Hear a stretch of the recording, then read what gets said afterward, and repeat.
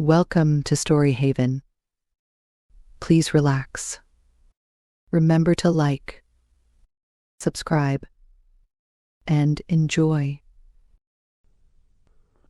Heart of Darkness by Joseph Conrad, Chapter 1, Part 1. Read by Peter Dan. The Nelly, a cruising yawl, swung to her anchor without a flutter of the sails, and was at rest. The flood had made, the wind was nearly calm, and, being bound down the river, the only thing for it was to come to and wait for the turn of the tide. The sea reach of the Thames stretched before us like the beginning of an interminable waterway. In the offing the sea and the sky were welded together without a joint, and in the luminous space the tanned sails of the barges drifting up with the tide seemed to stand still in red clusters of canvas, sharply peaked, with gleams of varnished sprits. A haze rested on the low shores that ran out to sea in vanishing flatness. The air was dark above Gravesend, and further back still seemed condensed into a mournful gloom, brooding motionless over the biggest and the greatest town on earth. The director of companies was our captain and our host. We four affectionately watched his back as he stood in the bows looking to seaward. On the whole river there was nothing that looked half so nautical. He resembled a pilot, which to a seaman is trustworthiness personified. It was difficult to realize his work was not out there in the luminous estuary, but behind him, within the brooding gloom. Between us there was, as I have already said somewhere, the bond of the sea. Besides holding our hearts together through long periods of separation, it had the effect of making us tolerant of each other's yarns, and even convictions. The lawyer, the best of old fellows, had, because of his many years and many virtues, the only cushion on deck, and was lying on the only rug. The accountant had brought out already a box of dominoes, and was toying architecturally with the bones. Marlow sat cross-legged right aft, leaning against the mizzen-mast. He had sunken cheeks, a yellow complexion, a straight back, an ascetic aspect, and with his arms dropped, the palms of his hands outwards, resembled an idol. The director, satisfied the anchor had good hold, made his way aft and sat down amongst us. We exchanged a few words lazily. Afterwards there was silence on board the yacht. For some reason or other we did not begin that game of dominoes. We felt meditative and fit for nothing but placid staring. The day was ending in a serenity of still and exquisite brilliance. The water shone pacifically. The sky, without a speck, was a benign immensity of unstained light. The very mist on that Essex marsh was like a gauzy and radiant fabric hung from the wooded rises inland and draping the low shores in diaphanous folds. Only the gloom to the west, brooding over the upper reaches, became more sombre every minute, as if angered by the approach of the sun. And at last, in its curved and imperceptible fall, the sun sank low, and from glowing white changed to a dull red, without rays and without heat, as if about to go out suddenly, stricken to death by the touch of that gloom brooding over a crowd of men. Forthwith a change came over the waters, and the serenity became less brilliant, but more profound. The old river in its broad reach rested unruffled at the decline of day, after ages of good service done to the race that peopled its banks, spread out in the tranquil dignity of a waterway leading to the uttermost ends of the earth. We looked at the venerable stream, not in the vivid flush of a short day that comes and departs forever, but in the august light of abiding memories. And indeed nothing is easier for a man who has, as the phrase goes, followed the sea with reverence and affection, than to evoke the great spirit of the past upon the lower reaches of the Thames.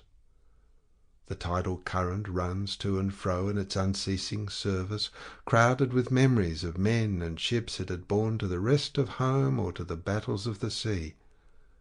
It had known and served all the men of whom the nation is proud, from Sir Francis Drake to Sir John Franklin, knights all, titled and untitled, the great knights-errant of the sea. It had borne all the ships whose names are like jewels flashing in the night of time, from the Golden Hind returning with her rotund flanks full of treasure to be visited by the Queen's Highness and thus pass out of the gigantic tale, to the Erebus and Terror bound on other conquests and that never returned. It had known the ships and the men. They had sailed from Deptford, from Greenwich, from Erith, the adventurers and the settlers, king's ships and the ships of men on change, captains, admirals, the dark interlopers of the Eastern trade, and the commissioned generals of East India fleets. Hunters for gold or pursuers of fame, they all had gone out on that stream, bearing the sword and often the torch, messengers of the might within the land, bearers of a spark from the sacred fire. What greatness had not floated on the ebb of that river into the mystery of an unknown earth? The dreams of men, the seed of commonwealths, the germs of empires. The sun set, and dusk fell on the stream, and lights began to appear along the shore. The Chapman lighthouse, a three-legged thing erect on a mud-flat, shone strongly. Lights of ships moved in the fairway, a great stir of lights going up and going down. And farther west on the upper reaches the place of the monstrous town was still marked ominously on the sky, a brooding gloom in sunshine, a lurid glare under the stars. "And this also," said Marlow suddenly, "has been one of the dark places of the earth." He was the only man of us who still followed the sea. The worst that could be said of him was that he did not represent his class. He was a seaman, but he was a wanderer too, while most seamen lead, if one may so express it, a sedentary life. Their minds are of the stay-at-home order, and their home is always with them, the ship, and so is their country, the sea. One ship is very much like another, and the sea is always the same. In the immutability of their surroundings, the foreign shores, the foreign faces, the changing immensity of life glide past, veiled not by a sense of mystery, but by a slightly disdainful ignorance, for there is nothing mysterious to a seaman unless it be the sea itself, which is the mistress of his existence and as inscrutable as destiny. For the rest, after his hours of work, a casual stroll or a casual spree on shore suffices to unfold for him the secret of a whole continent, and generally he finds the secret not worth knowing. The yarns of seamen have a direct simplicity, the whole meaning of which lies within the shell of a cracked nut. But Marlow was not typical, if his propensity to spin yarns be accepted, and to him the meaning of an episode was not inside like a kernel, but outside, enveloping the tale, which brought it out only as a glow brings out a haze, in the likeness of one of these misty halos that sometimes are made visible by the spectral illumination of moonshine. His remark did not seem at all surprising. It was just like Marlow. It was accepted in silence. No one took the trouble to grunt even, and presently he said, very slow, "I was thinking of very old times, when the Romans first came here, 1900 years ago, the other day. Light came out of this river since. You say nights? Yes, but it is like a running blaze on a plain, like a flash of lightning in the clouds. We live in the flicker. May it last as long as the old earth keeps rolling. But darkness was here yesterday. Imagine the feelings of a commander of a fine, what do you call 'em, trireme in the Mediterranean, ordered suddenly to the north. Run overland across the Gauls in a hurry, put in charge of one of these craft the legionaries, a wonderful lot of handy men they must have been too, used to build apparently by the hundred in a month or two, if we may believe what we read. Imagine him here, the very end of the world, a sea the colour of lead, a sky the colour of smoke, a kind of ship about as rigid as a concertina, and going up this river with stores or orders or what you like. Sandbanks, marshes, forests, savages, precious little to eat fit for a civilized man, nothing but Thames water to drink. No Falernian wine here, no going ashore. Here and there a military camp lost in a wilderness like a needle in a bundle of hay. Cold, fog, tempests, disease, exile, and death. Death skulking in the air, in the water, in the bush. They must have been dying like flies here. Oh, yes, he did it. Did it very well too, no doubt, and without thinking much about it either, except afterwards, to brag of what he had gone through in his time, perhaps. They were men enough to face the darkness. And perhaps he was cheered by keeping his eye on a chance of promotion to a fleet at Ravenna by and by, if he had good friends in Rome and survived the awful climate. Or think of a decent young citizen in a toga, perhaps too much dice, coming out here in the train of some prefect or tax-gatherer or trader even, to mend his fortunes. Land in a swamp, march through the woods, and in some inland post feel the savagery, the utter savagery had closed round him. All that mysterious life of the wilderness that stirs in the forest, in the jungles, in the hearts of wild men. There's no initiation either into such mysteries. He has to live in the midst of the incomprehensible, which is also detestable. And it has a fascination, too, that goes to work upon him. The fascination of the abomination. Imagine the growing regrets, the longing to escape, the powerless disgust, the surrender, the hate. He paused. Mind, he began again, lifting one arm from the elbow, the palm of the hand outward, so that, with his legs folded before him, he had the pose of a Buddha preaching in European clothes and without a lotus flower. Mind, none of us would feel exactly like this. What saves us is efficiency, the devotion to efficiency. But these chaps were not much account, really. They were no colonists. Their administration was merely a squeeze, and nothing more, I suspect. They were conquerors, and for that you want only brute force, nothing to boast of when you have it, since your strength is just an accident arising from the weakness of others. They grabbed what they could get for the sake of what was to be got.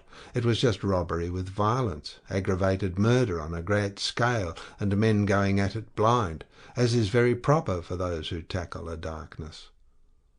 The conquest of the earth, which mostly means the taking it away from those who have a different complexion or slightly flatter noses than ourselves, is not a pretty thing when you look into it too much. What redeems it is the idea only. An idea at the back of it, not a sentimental pretence, but an idea, and an unselfish belief in the idea, something you can set up and bow down before and offer a sacrifice to. He broke off. Flames glided in the river, small green flames, red flames, white flames, pursuing, overtaking, joining, crossing each other, then separating slowly or hastily. The traffic of the great city went on in the deepening night upon the sleepless river. We looked on, waiting patiently. There was nothing else to do till the end of the flood, but it was only after a long silence when he said in a hesitating voice, "I suppose you fellows remember I did once turn freshwater sailor for a bit, that we knew we were fated, before the ebb began to run, to hear about one of Marlow's inconclusive experiences. I don't want to bother you much with what happened to me personally," he began, showing in this remark the weakness of many tellers of tales, who seem so often unaware of what their audience would like best to hear. "Yet to understand the effect of it on me, you ought to know how I got out there, what I saw, how I went up that river to the place where I first met the poor chap. It was the farthest point of navigation, and the culminating point of my experience. It seemed somehow to throw a kind of light on everything about me, and into my thoughts. It was sombre enough, too, and pitiful. Not extraordinary in any way, not very clear either. No, not very clear. And yet it seemed to throw a kind of light.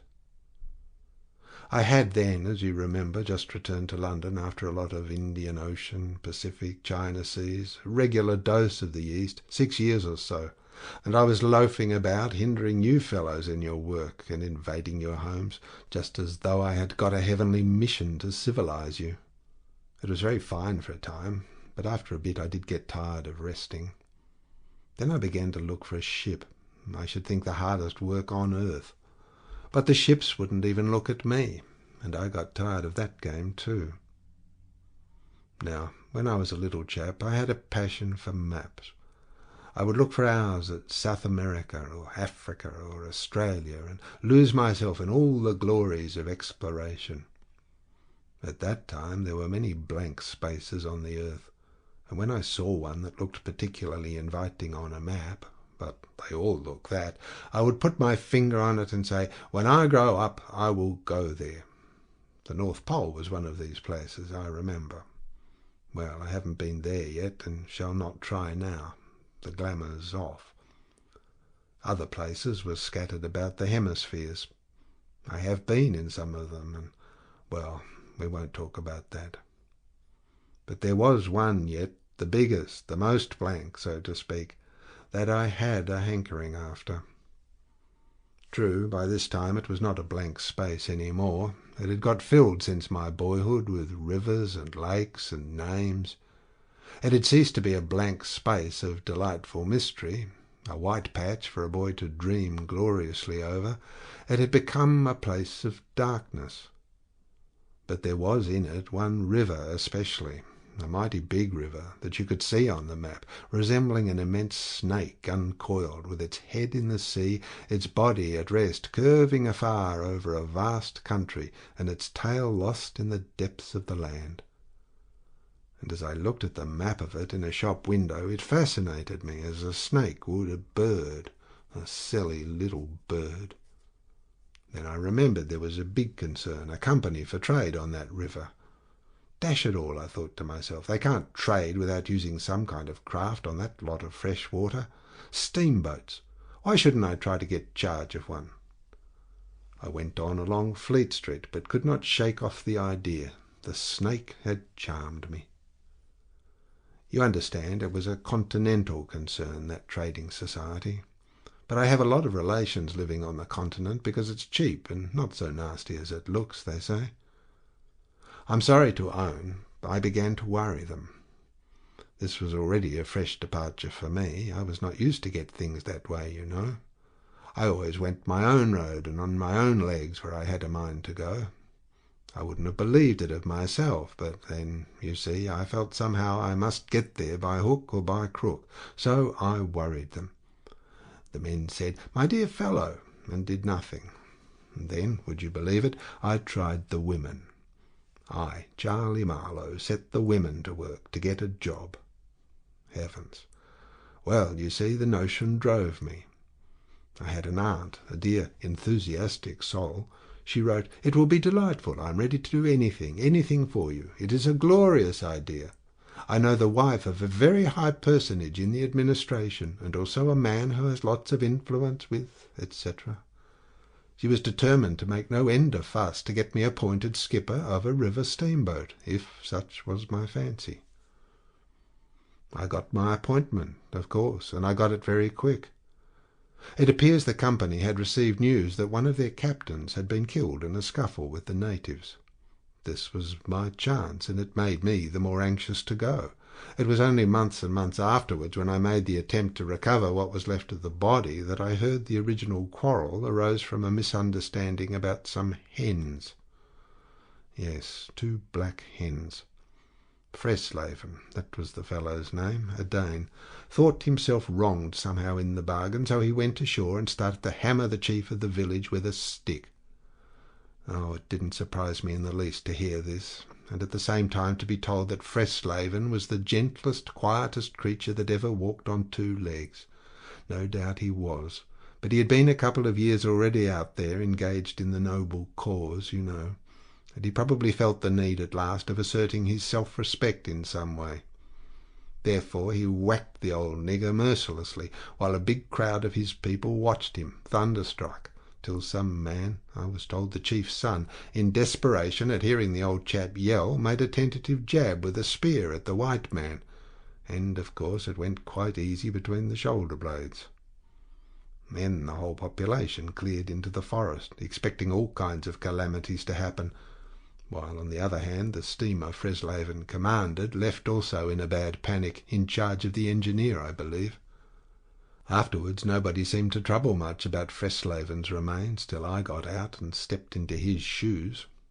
I couldn't let it rest, though, but when an opportunity offered at last to meet my predecessor, the grass growing through his ribs was tall enough to hide his bones. They were all there. The supernatural being had not been touched after he fell, and the village was deserted, the huts gaped black, rotting, all askew within the fallen enclosures. A calamity had come to it, sure enough. The people had vanished. Mad terror had scattered them, men, women, and children, through the bush, and they had never returned. What became of the hens, I don't know either. I should think the cause of progress got them, anyhow. However, through this glorious affair, I got my appointment before I had fairly begun to hope for it. I flew round like mad to get ready, and before 48 hours I was crossing the Channel to show myself to my employers and sign the contract. In a very few hours I arrived in a city that always makes me think of a whited sepulchre. Prejudice, no doubt. I had no difficulty in finding the company's offices. It was the biggest thing in the town, and everybody I met was full of it. They were going to run an oversea empire and make no end of coin by trade. A narrow and deserted street in deep shadow, high houses, innumerable windows with Venetian blinds, a dead silence, grass sprouting between the stones, imposing carriage archways right and left, immense double doors standing ponderously ajar. I slipped through one of these cracks, went up a swept and ungarnished staircase as arid as a desert, and opened the first door I came to. Two women, one fat and the other slim, sat on store-bottomed chairs knitting black wool. The slim one got up and walked straight at me, still knitting with downcast eyes, and only just as I began to think of getting out of her way, as you would for a somnambulist, stood still and looked up. Her dress was as plain as an umbrella cover, and she turned round without a word and preceded me into a waiting-room. I gave my name and looked about. Deal table in the middle, plain chairs all round the walls, on one end a large shining map marked with all the colours of a rainbow. There was a vast amount of red, good to see at any time, because one knows that some real work is done in there. A deuce of a lot of blue, a little green, smears of orange, and on the east coast a purple patch to show where the jolly pioneers of progress drink the jolly lager beer. However, I wasn't going into any of these. I was going into the yellow, dead in the centre. And the river was there, fascinating, deadly, like a snake. Oh! A door opened, a white-haired secretarial head, but wearing a compassionate expression, appeared, and a skinny forefinger beckoned me into the sanctuary. Its light was dim, and a heavy writing desk squatted in the middle. From behind that structure came out an impression of pale plumpness in a frock-coat. The great man himself. He was 5'6", I should judge, and had his grip on the handle end of ever so many millions. He shook hands, I fancy, murmured vaguely, was satisfied with my French. Bon voyage. In about 45 seconds I found myself again in the waiting-room with the compassionate secretary who, full of desolation and sympathy, made me sign some document. I believe I undertook, among other things, not to disclose any trade secrets. Well, I'm not going to. I began to feel slightly uneasy. You know I'm not used to such ceremonies, and there was something ominous in the atmosphere. It was just as though I had been let into some conspiracy. I don't know, something not quite right, and I was glad to get out. In the outer room the two women knitted black wool feverishly. People were arriving, and the younger one was walking back and forth, introducing them. The old one sat on her chair. Her flat cloth slippers were propped up on a foot-warmer, and a cat reposed on her lap. She wore a starched white affair on her head, had a wart on one cheek, and silver-rimmed spectacles hung on the tip of her nose. She glanced at me above the glasses. The swift and indifferent placidity of that look troubled me. Two youths with foolish and cheery countenances were being piloted over, and she threw at them the same quick glance of unconcerned wisdom. She seemed to know all about them, and about me too. An eerie feeling came over me. She seemed uncanny and fateful. Often, far away from there, I thought of these two, guarding the door of darkness, knitting black wool as for a warm pall, one introducing continuously to the unknown, the other scrutinizing the cheery and foolish faces with unconcerned old eyes. Ave, old knitter of black wool, morituri te salutant. Not many of those she looked at ever saw her again, not half, by a long way. There was yet a visit to the doctor. A simple formality, assured me the secretary, with an air of taking an immense part in all my sorrows. Accordingly, a young chap, wearing his hat over the left eyebrow, some clerk, I suppose — there must have been clerks in the business, though the house was as still as a house in a city of the dead — came from somewhere upstairs and led me forth. He was shabby and careless, with ink stains on the sleeves of his jacket, and his cravat was large and billowy under a chin shaped like the toe of an old boot. It was a little too early for the doctor, so I proposed a drink, and thereupon he developed a vein of joviality. As we sat over our vermouths, he glorified the company's business, and by I expressed casually my surprise at him not going out there. He became very cool and collected all at once. "I am not such a fool as I look," quoth Plato to his disciples, he said sententiously, emptied his glass with great resolution, and we rose. The old doctor felt my pulse, evidently thinking of something else the while. Good for there," he mumbled, and then with a certain eagerness asked me whether I would let him measure my head. Rather surprised, I said yes, when he produced a thing like calipers and got the dimensions back and front in every way, taking notes carefully. He was an unshaven little man in a threadbare coat like a gabardine, with his feet in slippers, and I thought him a harmless fool. "I always ask leave in the interest of science to measure the crania of those going out there," he said. "And when they come back too?" I asked. "Oh, I never see them," he remarked. "And, moreover, the changes take place inside, you know." He smiled as if at some quiet joke. "So you are going out there. Famous. Interesting, too." He gave me a searching glance and made another note. "Ever any madness in your family?" he asked in a matter-of-fact tone. I felt very annoyed. "Is that question in the interest of science, too?" "It would be," he said, without taking notice of my irritation, "interesting for science to watch the mental changes of individuals on the spot, but—" "Are you an alienist?" I interrupted. "Every doctor should be, a little," answered that original imperturbably. "I have a little theory which you messieurs who go out there must help me to prove. This is my share in the advantages my country shall reap from the possession of such a magnificent dependency.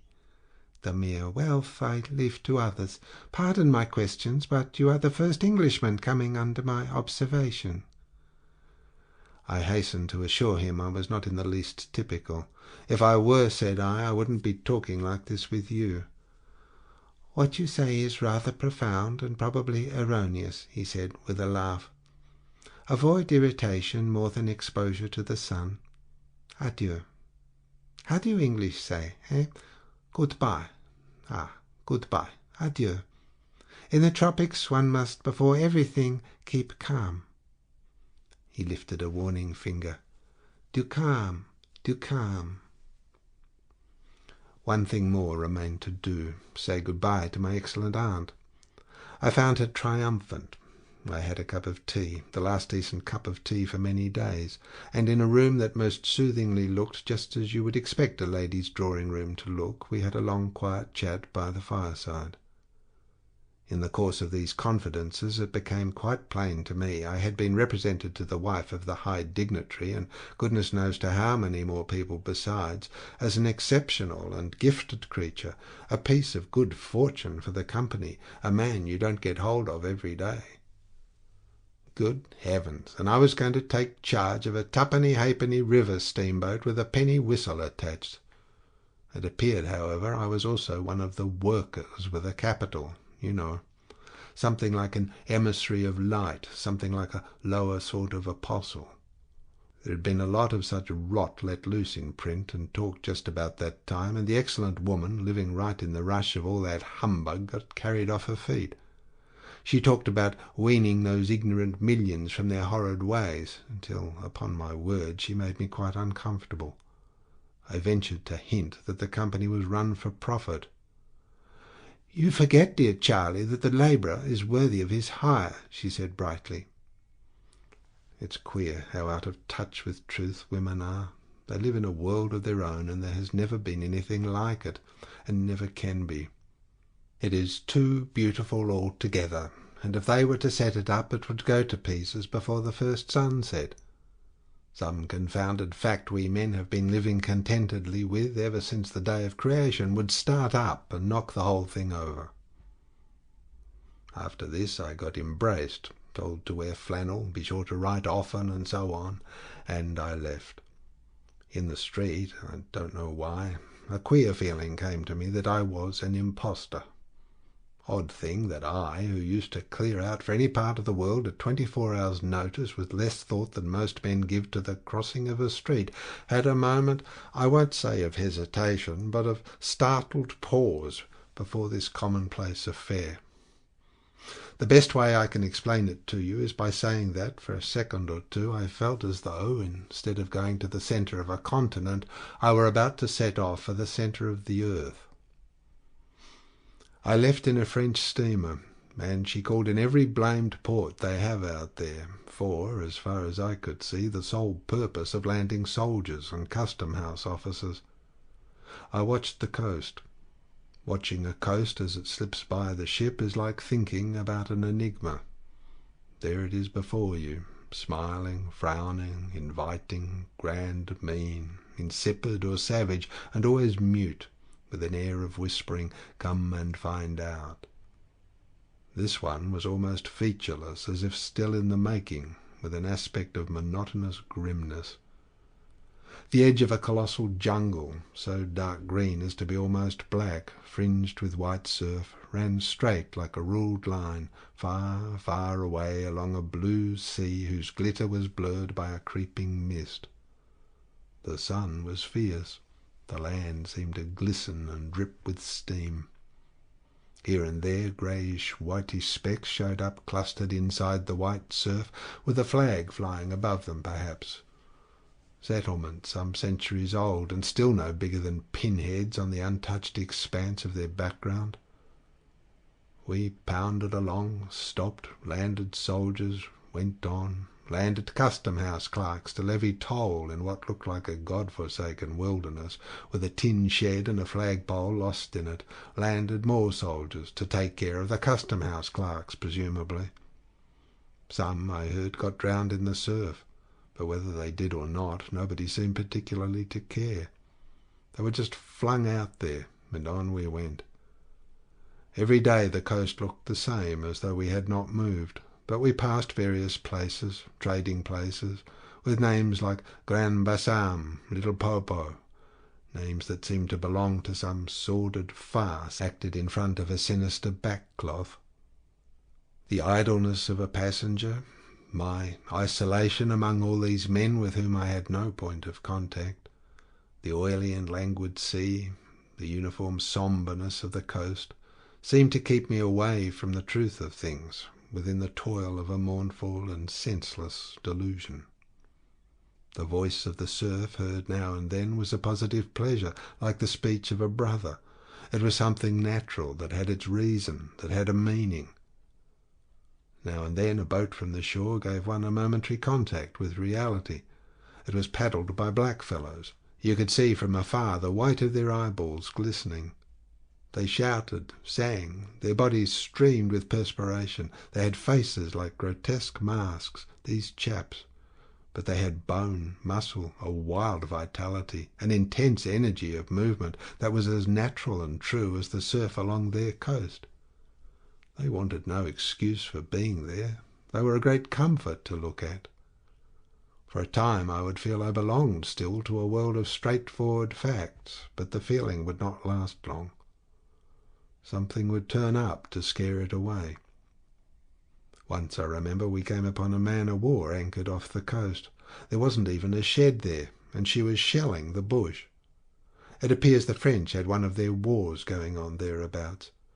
Her ensign dropped limp like a rag. The muzzles of the long 6-inch guns stuck out all over the low hull. The greasy, slimy swell swung her up lazily and let her down, swaying her thin masts. In the empty immensity of earth, sky, and water, there she was, incomprehensible, firing into a continent. Pop would go one of the 6-inch guns. A small flame would dart and vanish, a little white smoke would disappear, a tiny projectile would give a feeble screech, and nothing happened. Nothing could happen. There was a touch of insanity in the proceeding, a sense of lugubrious drollery in the sight, and it was not dissipated by somebody on board assuring me earnestly there was a camp of natives, he called them enemies, hidden out of sight somewhere. We gave her her letters. I heard the men in that lonely ship were dying of fever at the rate of 3 a day, and went on. We called at some more places with farcical names, where the merry dance of death and trade goes on in a still and earthy atmosphere, as of an overheated catacomb, all along the formless coast bordered by dangerous surf, as if nature herself had tried to ward off intruders. In and out of rivers, streams of death in life, whose banks were rotting into mud, whose waters, thickened into slime, invaded the contorted mangroves that seemed to writhe at us in the extremity of an impotent despair. Nowhere did we stop long enough to get a particularized impression, but the general sense of vague and oppressive wonder grew upon me. It was like a weary pilgrimage amongst hints for nightmares. It was upward of 30 days before I saw the mouth of the big river. We anchored off the seat of the government, but my work would not begin till some 200 miles farther on. So as soon as I could, I made a start for a place 30 miles higher up. I had my passage on a little sea-going steamer. Her captain was a Swede, and knowing me for a seaman, invited me on the bridge. He was a young man, lean, fair, and morose, with lanky hair and a shuffling gait. As we left the miserable little wharf, he tossed his head contemptuously at the shore. "Been living there?" he asked. I said yes. "Fine lot, these government chaps, are they not?" he went on, speaking English with great precision and considerable bitterness. "It is funny what some people will do for a few francs a month. I wonder what becomes of that kind when it goes up country." I said to him I expected to see that soon. "So," he exclaimed. He shuffled athwart, keeping one eye ahead vigilantly. "Don't be too sure," he continued. "The other day I took up a man who hanged himself on the road. He was a Swede, too." "Hanged himself? Why in God's name?" I cried. He kept on, looking out watchfully. "Who knows? The sun too much for him, or the country, perhaps." At last we opened a reach. A rocky cliff appeared, mounds of turned-up earth by the shore, houses on a hill, others with iron roofs among a waste of excavations or hanging to the declivity. A continuous noise of the rapids above hovered over this scene of inhabited devastation. A lot of people, mostly black and naked, moved about like ants. A jetty projected into the river. A blinding sunlight drowned all this at times in a sudden recrudescence of glare. "There's your company's station," said the Swede, pointing to 3 wooden barrack-like structures on the rocky slope. "I will send your things up. 4 boxes, did you say?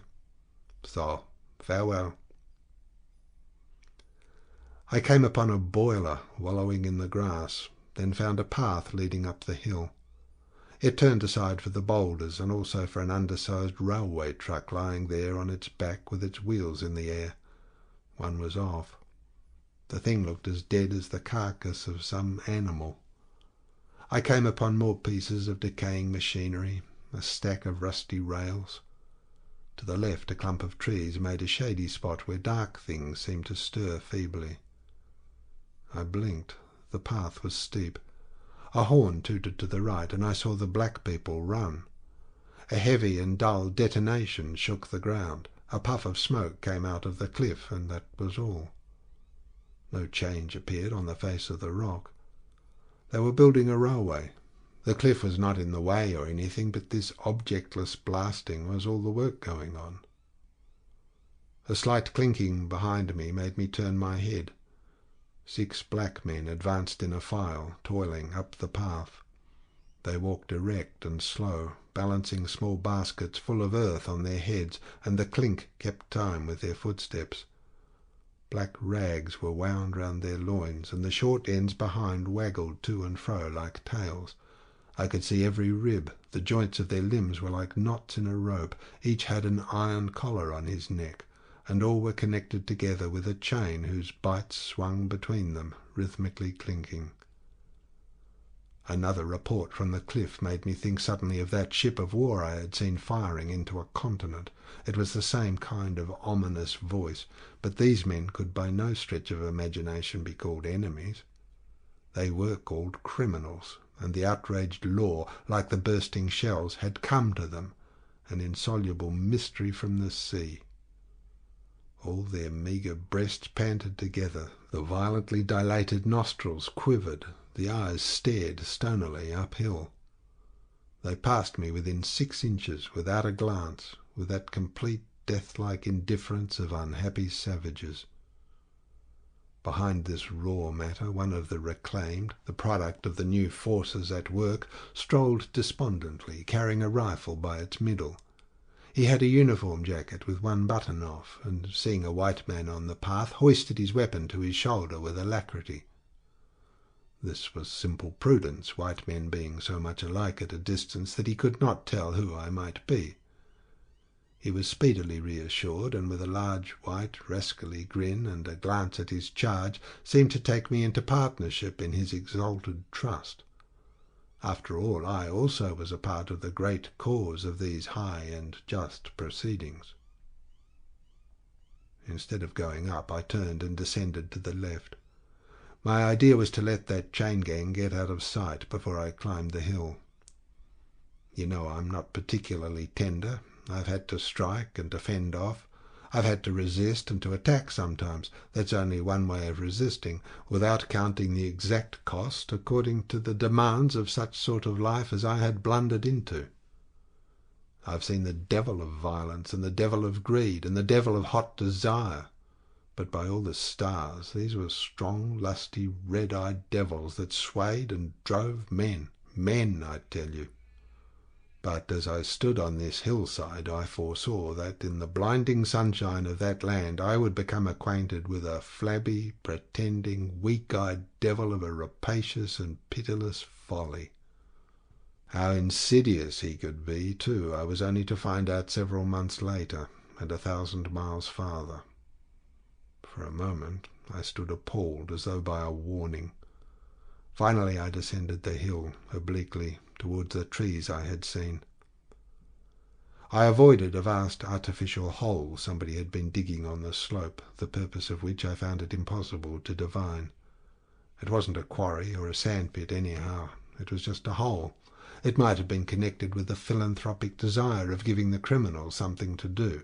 I don't know. Then I nearly fell into a very narrow ravine, almost no more than a scar in the hillside. I discovered that a lot of imported drainage pipes for the settlement had been tumbled in there. There wasn't one that was not broken. It was a wanton smash-up. At last I got under the trees. My purpose was to stroll into the shade for a moment, but no sooner within than it seemed to me I had stepped into the gloomy circle of some inferno. The rapids were near, and an uninterrupted, uniform, headlong, rushing noise filled the mournful stillness of the grove, where not a breath stirred, not a leaf moved, with a mysterious sound, as though the tearing pace of the launched earth had suddenly become audible. Black shapes crouched, lay, sat between the trees, leaning against the trunks, clinging to the earth, half coming out, half effaced within the dim light, in all the attitudes of pain, abandonment, and despair. Another mine on the cliff went off, followed by a slight shudder of the soil under my feet. The work was going on. The work. And this was the place where some of the helpers had withdrawn to die. They were dying slowly. It was very clear. They were not enemies, they were not criminals, they were nothing earthly now, nothing but black shadows of disease and starvation lying confusedly in the greenish gloom. Brought from all the recesses of the coast, in all the legality of time contracts, lost in uncongenial surroundings, fed on unfamiliar food, they sickened, became inefficient, and were then allowed to crawl away and rest. These moribund shapes were free as air and nearly as thin. I began to distinguish the gleam of the eyes under the trees. Then, glancing down, I saw a face near my hand.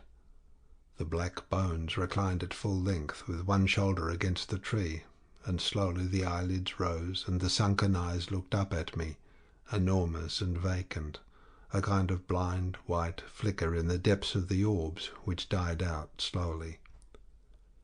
The man seemed young, almost a boy, but you know with them it's hard to tell. I found nothing else to do but to offer him one of my good Swede ship's biscuits I had in my pocket. The fingers closed slowly on it and held. There was no other movement and no other glance. He had tied a bit of white worsted around his neck. Why? Where did he get it? Was it a badge, an ornament, a charm, a propitiatory act? Was there any idea at all connected with it? It looked startling round his black neck, this bit of white thread from beyond the seas. Near the same tree 2 more bundles of acute angles sat with their legs drawn up. One, with his chin propped on his knees, stared at nothing in an intolerable and appalling manner. His brother phantom rested its forehead, as if overcome with a great weariness, and all about others were scattered in every pose of contorted collapse, as in some picture of a massacre or a pestilence. While I stood horror-struck, one of these creatures rose to his hands and knees, and went off on all fours towards the river to drink. He lapped out of his hand, then sat up in the sunlight, crossing his shins in front of him, and after a time let his woolly head fall on his breastbone. End of Chapter 1, Part 1. Part 1, Chapter 2. I didn't want any more loitering in the shade, and I made haste toward the station. When near the buildings I met a white man, in such an unexpected elegance of get-up that in the first moment I took him for a sort of vision. I saw a high starched collar, white cuffs, a light alpaca jacket, snowy trousers, a clean necktie, and varnished boots. No hat, hair parted, brushed, oiled under a green-lined parasol held in a big white hand. He was amazing, and had a penholder behind his ear. I shook hands with this miracle, and I learned he was the company's chief accountant, and that all the bookkeeping was done at this station. He had come out for a moment, he said, to get a breath of fresh air. The expression sounded wonderfully odd, with its suggestion of sedentary desk life.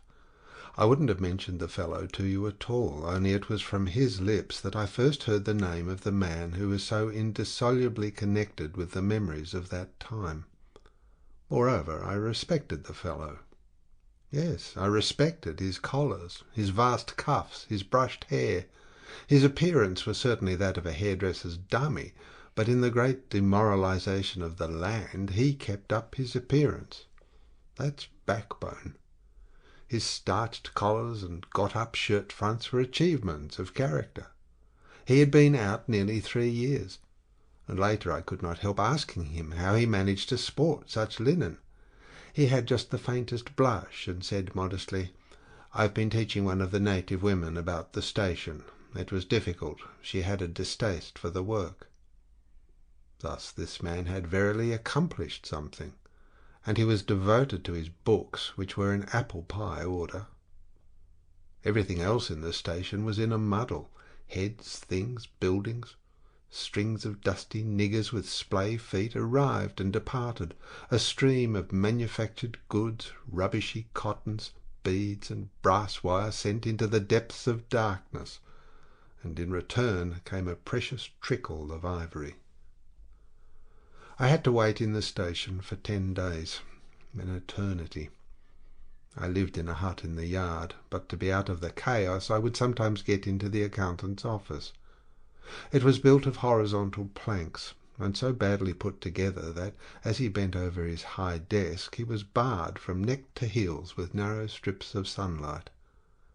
There was no need to open the big shutter to see. It was hot there, too. Big flies buzzed fiendishly and did not sting but stabbed. I sat generally on the floor, while a faultless appearance and even slightly scented, perching on a high stool, he wrote. Sometimes he stood up for exercise. When a truckle bed with a sick man, some invalid agent from up country, was put in there, he exhibited a gentle annoyance. "The groans of this sick person," he said, "distract my attention, and without that it is extremely difficult to guard against clerical errors in this climate." One day he remarked, without lifting his head, "In the interior you will no doubt meet Mr. Kurtz." On my asking who Mr. Kurtz was, he said he was a first-class agent, and seeing my disappointment at this information, he added slowly, laying down his pen, "He is a very remarkable person." Further questions elicited from him that Mr. Kurtz was at present in charge of a trading post, a very important one, in the true ivory country, at the very bottom of there, sends in as much ivory as all the others put together. He began to write again. The sick man was too ill to groan. The flies buzzed in a great peace. Suddenly there was a growing murmur of voices and a great tramping of feet. A caravan had come in. A violent babble of uncouth sounds burst out on the other side of the planks. All the carriers were speaking together, and in the midst of the uproar the lamentable voice of the chief agent was heard, giving it up tearfully for the 20th time that day. He rose slowly. "What a frightful row," he said. He crossed the room gently to look at the sick man, and returning, said to me, "He does not hear." "What, dead?" I asked, startled. "No, not yet," he answered, with great composure. Then, alluding with a toss of the head to the tumult in the station yard, "When one has got to make correct entries, one comes to hate those savages, hate them to the death." He remained thoughtful for a moment. "When you see Mr. Kurtz," he went on, "tell him from me that everything here," he glanced at the deck, "is very satisfactory. I don't like to write to him. With those messengers of ours, you never know who may get hold of your letter at that central station." He stared at me for a moment with his mild, bulging eyes. "Oh, he will go far, very far," he began again. "He will be a somebody in the administration before long. They above, the Council in Europe, you know, mean him to be." He turned to his work.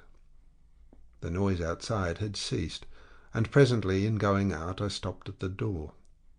In the steady buzz of flies, the homeward-bound agent was lying finished and insensible.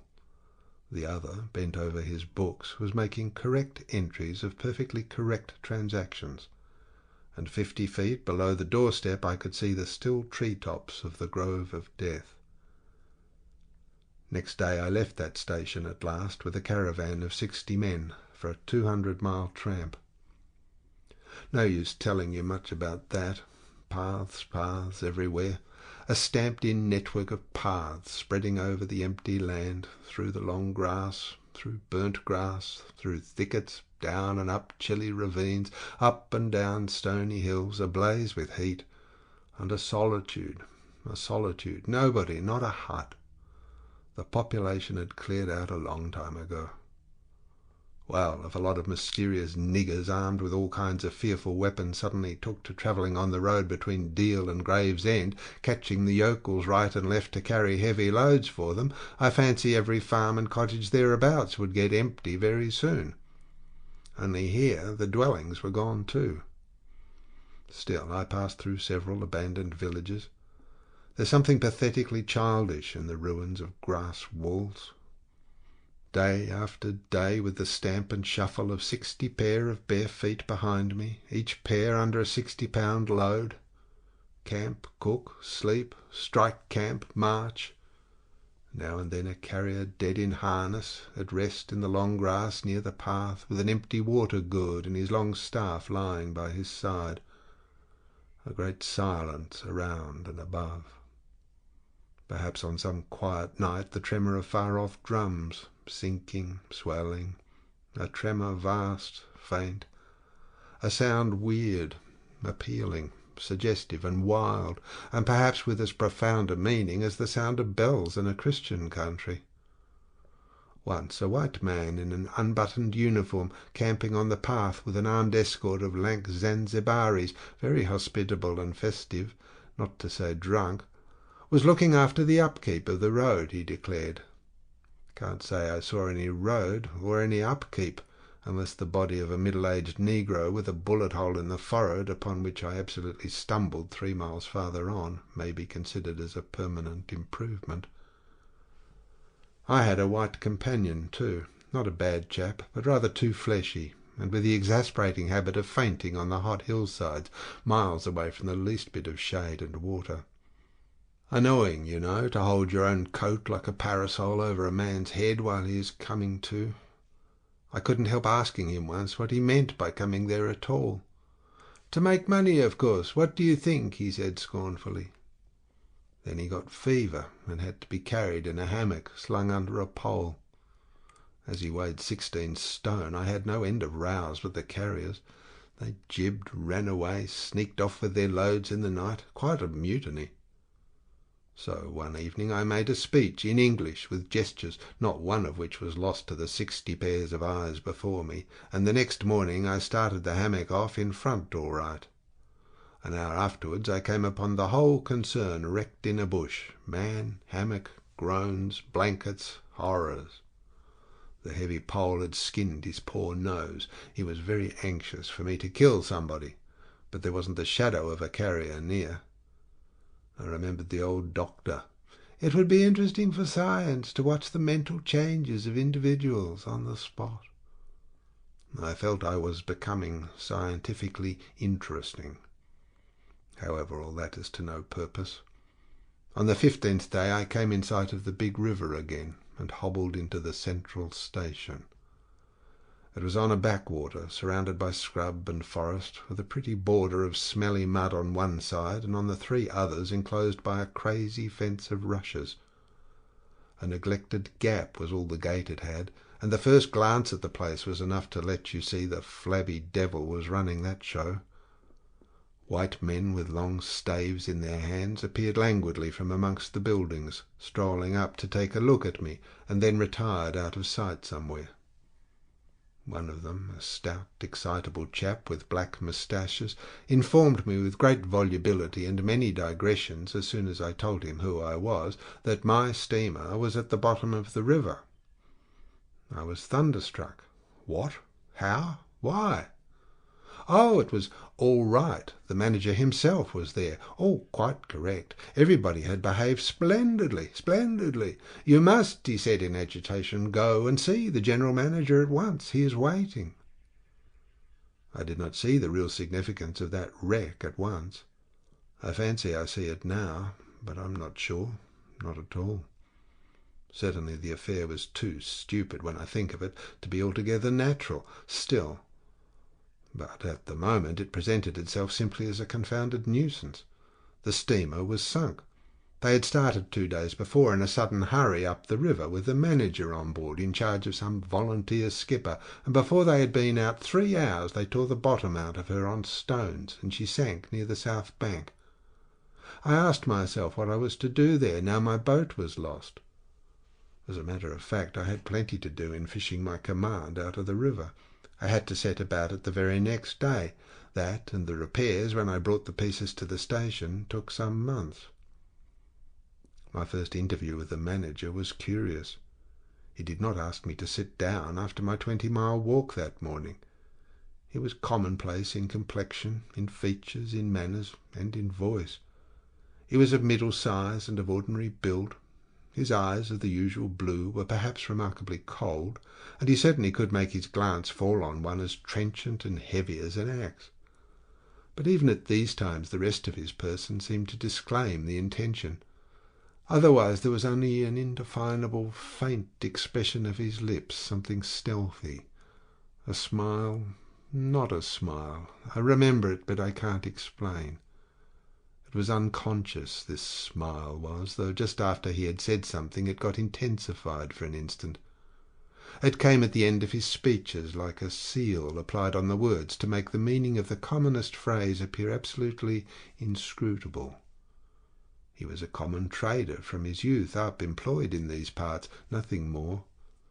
He was obeyed, yet he inspired neither love nor fear, nor even respect. He inspired uneasiness. That was it, uneasiness. Not a definite mistrust, just uneasiness, nothing more. You have no idea how effective such a faculty can be. He had no genius for organizing, for initiative, or for order even. That was evident in such things as the deplorable state of the station. He had no learning and no intelligence. His position had come to him. Why? Perhaps because he was never ill. He had served 3 terms of 3 years out there. Because triumphant health in the general rout of constitutions is a kind of power in itself. When he went home on leave he rioted on a large scale, pompously. Jack ashore, with a difference, in externals only. This one could gather from his casual talk. He originated nothing. He could keep the routine going, that's all. But he was great. He was great by this little thing that it was impossible to tell what could control such a man. He never gave that secret away. Perhaps there was nothing within him. Such a suspicion made one pause, for out there were no external checks. Once, when various tropical diseases had laid low almost every agent in the station, he was heard to say, "Men who come out here should have no entrails." He sealed the utterance with that smile of his, as though it had been a door opening into a darkness he had in his keeping.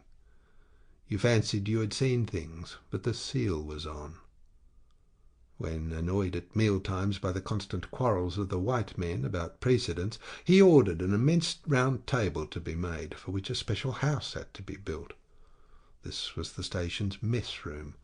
Where he sat was the first place, the rest was nowhere. One felt this to be his unalterable conviction. He was neither civil nor uncivil. He was quiet. He allowed his boy, an overfed young negro from the coast, to treat the white men under his very eyes with provoking insolence. He began to speak as soon as he saw me. I had been very long on the road. He could not wait, had to start without me. The upriver stations had to be relieved. There had been so many delays already that he did not know who was dead and who was alive, and how they got on, and so on and so on. He paid no attention to my explanations, and playing with a stick of sealing wax, repeated several times that the situation was very grave, very grave. There were rumours that a very important station was in jeopardy, and its chief, Mr. Kurtz, was ill. Hoped it was not true. Mr. Kurtz was... I felt weary and irritable. Hang Kurtz, I thought. I interrupted him by saying I had heard of Mr. Kurtz on the coast. "Ah, so they talk of him down there," he murmured to himself. Then he began again, assuring me Mr. Kurtz was the best agent he had, an exceptional man, of the greatest importance to the company. Therefore I could understand his anxiety. He was, he said, very, very uneasy. Certainly he fidgeted on his chair a good deal, exclaimed, "Ah, Mr. Kurtz," broke the stick of sealing wax, and seemed dumbfounded by the accident. Next thing he wanted to know how long it would take to... I interrupted him again. Being hungry, you know, and kept on my feet, too. I was getting savage. "How can I tell?" I said. "I haven't even seen the wreck yet. Some months, no doubt." All this talk seemed to me so futile. "Some months," he said. "Well, let us say 3 months before we can make a start. Yes, that ought to do the affair." I flung out of his hut. He lived all alone in a clay hut with a sort of veranda, muttering to myself my opinion of him. He was a chattering idiot. Afterwards I took it back when it was borne in upon me startlingly with what extreme nicety he had estimated the time requisite for the affair. I went to work the next day, turning, so to speak, my back on that station. In that way only, it seemed to me, I could keep my hold on the redeeming facts of life. Still, one must look about sometimes, and then I saw this station, these men strolling aimlessly about in the sunshine of the yard. I asked myself sometimes what it all meant. They wandered here and there with their absurd long staves in their hands like a lot of faithless pilgrims bewitched inside a rotten fence. The word ivory rang in the air, was whispered, was sighed. You would think they were praying to it. A taint of imbecile rapacity blew through it all like a whiff from some corpse. By Jove, I've never seen anything so unreal in my life. And outside, the silent wilderness surrounding this cleared speck on the earth struck me as something great and invincible, like evil or truth, waiting patiently for the passing away of this fantastic invasion. Oh, these months. Well, never mind. Various things happened. One evening a grass shed full of calico, cotton prints, beads, and I don't know what else, burst into a blaze so suddenly that you would have thought the earth had opened to let an avenging fire consume all that trash. I was smoking my pipe quietly by my dismantled steamer, and saw them all cutting capers in the light with their arms lifted high, when the stout man with moustaches came tearing down to the river, a tin pail in his hand, assured me that everybody was behaving splendidly, dipped about a quart of water, and tore back again. I noticed there was a hole in the bottom of his pail. I strolled up. There was no hurry. You see, the thing had gone off like a box of matches. It had been hopeless from the very first. The flame had leapt high, driven everybody back, lighted up everything, and collapsed. The shed was already a heap of embers glowing fiercely. A nigger was being beaten nearby. They said he had caused the fire in some way. Be that as it may, he was screeching most horribly. I saw him later, for several days, sitting in a bit of shade, looking very sick and trying to recover himself. Afterwards he arose and went out, and the wilderness, without a sound, took him into its bosom again. As I approached the glow from the dark, I found myself at the back of 2 men talking. I heard the name of Kurtz pronounced, then the words, "Take advantage of this unfortunate accident." One of the men was the manager. I wished him a good evening. "Did you ever see anything like it, eh? It's incredible," he said, and walked off. The other man remained. He was a first-class agent, young, gentlemanly, a bit reserved, with a forked little beard and a hooked nose. He was standoffish with the other agents, and they on their side said he was the manager's spy upon them. As to me, I had hardly ever spoken to him before. We got into talk, and by we strolled away from the hissing ruins. Then he asked me to his room, which was in the main building of the station. He struck a match, and I perceived that this young aristocrat had not only a silver-mounted dressing-case, but also a whole candle all to himself. Just at that time the manager was the only man supposed to have any right to candles. Native mats covered the clay walls. A collection of spears, assegais, shields, knives was hung up in trophies. The business entrusted to this fellow was the making of bricks, so I had been informed, but there wasn't a fragment of a brick anywhere in the station, and he had been there more than a year, waiting. It seems he could not make bricks without something. I don't know what, straw maybe. Anyway, it could not be found there, and as it was not likely to be sent from Europe, it did not appear clear to me what he was waiting for. An act of special creation, perhaps. However, they were all waiting, all the 16 or 20 pilgrims of them, for something, and upon my word it did not seem an uncongenial occupation from the way they took it, though the only thing that ever came to them was disease, as far as I could see. They beguiled the time by backbiting and intriguing against each other in a foolish kind of way. There was an air of plotting about that station, but nothing came of it, of course. It was as unreal as everything else, as the philanthropic pretence of the whole concern, as their talk, as their government, as their show of work. The only real feeling was a desire to get appointed to a trading post where ivory was to be had, so that they could earn percentages. They intrigued and slandered and hated each other only on that account. But as to effectually lifting a finger, oh no, by heavens! There is something after all in the world allowing one man to steal a horse while another must not look at a halter. Steal a horse straight out, very well, he has done it, perhaps he can ride, but there is a way of looking at a halter that would provoke the most charitable of saints into a kick. I had no idea why he wanted to be sociable. But as we chatted in there, it suddenly occurred to me the fellow was trying to get at something. In fact, pumping me. He alluded constantly to Europe, to the people I was supposed to know there, putting leading questions as to my acquaintances in the sepulchral city and so on. His little eyes glittered like mica discs with curiosity, though he tried to keep up a bit of superciliousness. At first I was astonished, but very soon I became awfully curious to see what he would find out from me. I couldn't possibly imagine what I had in me to make it worth his while. It was very pretty to see how he baffled himself, for in truth my body was full only of chills, and my head had nothing in it but that wretched steamboat business. It was evident he took me for a perfectly shameless prevaricator. At last he got angry, and to conceal a movement of furious annoyance he yawned. I rose.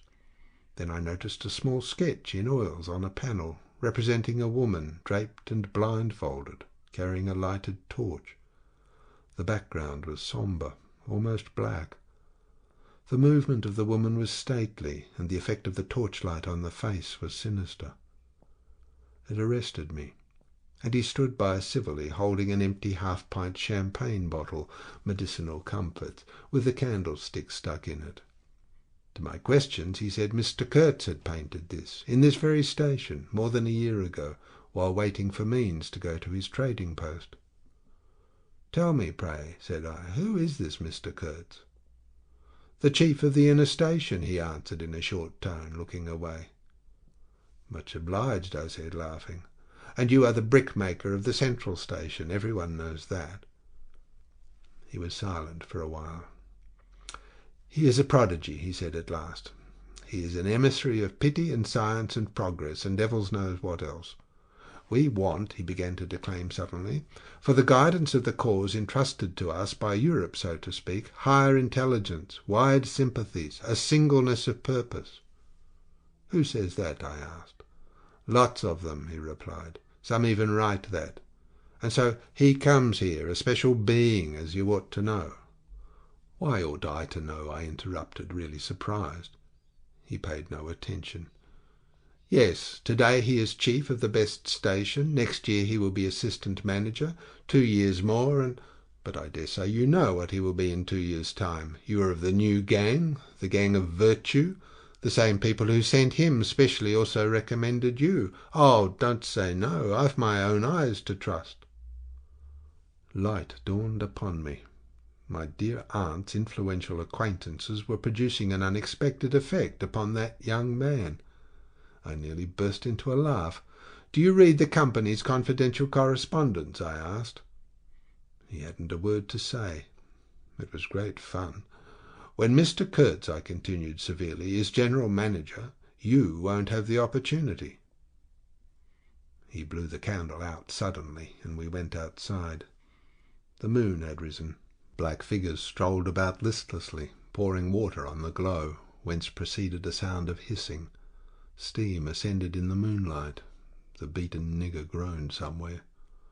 "What a row the brute makes," said the indefatigable man with the moustaches, appearing near us. "Serve him right.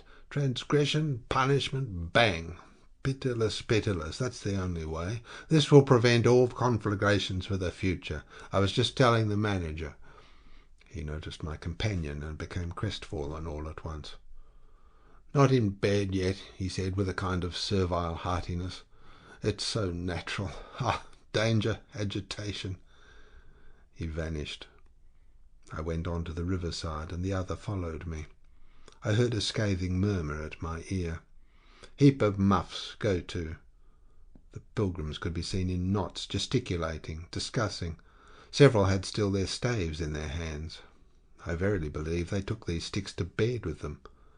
Beyond the fence the forest stood up spectrally in the moonlight, and through that dim stir, through the faint sound of that lamentable courtyard, the silence of the land went home to one's very heart. Its mystery, its greatness, the amazing reality of its concealed life. The hurt nigger moaned feebly somewhere nearby, and then fetched a deep sigh that made me mend my pace away from there. I felt a hand introducing itself under my arm. "My dear sir," said the fellow, "I don't want to be misunderstood, and especially by you, who will see Mr. Kurtz long before I can have that pleasure. I wouldn't like him to get a false idea of my disposition." I let him run on like this papier-mâché Mephistopheles, and it seemed to me that if I tried I could poke my forefinger through him, and would find nothing inside but a little loose dirt, maybe. He, don't you see, had been planning to be assistant manager by and by under the present man, and I could see that the coming of that Kurtz had upset them both not a little. He talked precipitately, and I did not try to stop him. I had my shoulders against the wreck of my steamer, hauled up on the slope like a carcass of some big river animal. The smell of mud, of primeval mud, by Jove, was in my nostrils.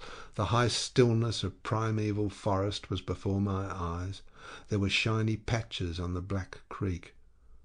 The moon had spread over everything a thin layer of silver, over the rank grass, over the mud, upon the wall of matted vegetation standing higher than the wall of a temple. Over the great river I could see through a sombre gap, glittering, glittering, as it flowed broadly by without a murmur. All this was great, expectant, mute, while the man jabbered about himself. I wondered whether the stillness on the face of the immensity looking at us two were meant as an appeal or as a menace. What were we who had strayed in here? Could we handle that dumb thing, or would it handle us? I felt how big, how confoundedly big, was that thing that couldn't talk, and perhaps was deaf as well. What was in there? I could see a little ivory coming out from there, and I had heard Mr. Kurtz was in there. I had heard enough about it, too, God knows. Yet somehow it didn't bring any image with it, no more than if I had been told an angel or a fiend was in there. I believed it in the same way one of you might believe there are inhabitants in the planet Mars. I knew once a Scotch sailmaker who was certain, dead sure, there were people in Mars. If you asked him for some idea how they looked and behaved, he would get shy and mutter something about walking on all fours. If you as much as smiled, he would, though a man of 60, offer to fight you. I would not have gone so far as to fight for Kurtz, but I went for him, near enough to a lie. You know I hate, detest, and can't bear a lie, not because I am straighter than the rest of us, but simply because it appalls me. There is a taint of death, a flavour of mortality in lies, which is exactly what I hate and detest in the world, what I want to forget. It makes me miserable and sick, like biting something rotten would do. Temperament, I suppose. Well, I went near enough to it by letting the young fool there believe anything he liked to imagine as to my influence in Europe. I became in an instant as much of a pretence as the rest of the bewitched pilgrims. This simply because I had a notion it somehow would be of help to that Kurtz whom at the time I did not see, you understand? He was just a word for me. I did not see the man in the name any more than you do. Do you see him? Do you see the story? Do you see anything? It seems to me I'm trying to tell you a dream, making a vain attempt, because no relation of a dream can convey the dream sensation, that commingling of absurdity, surprise, and bewilderment in a tremor of struggling revolt, that notion of being captured by the incredible, which is of the very essence of dreams. He was silent for a while. No, it is impossible. It is impossible to convey the life sensation of any given epoch of one's existence, that which makes its truth, its meaning, its subtle and penetrating essence. It is impossible. We live as we dream alone. He paused again, as if reflecting, then added, "Of course, in this you fellows see more than I could then. You see me, whom you know." It had become so pitch dark that we listeners could hardly see one another. For a long time already he, sitting apart, had been no more to us than a voice. There was not a word from anybody. The others might have been asleep, but I was awake. I listened on the watch for the sentence, for the word that would give me the clue to the faint uneasiness inspired by this narrative, that seemed to shape itself without human lips in the heavy night air of the river.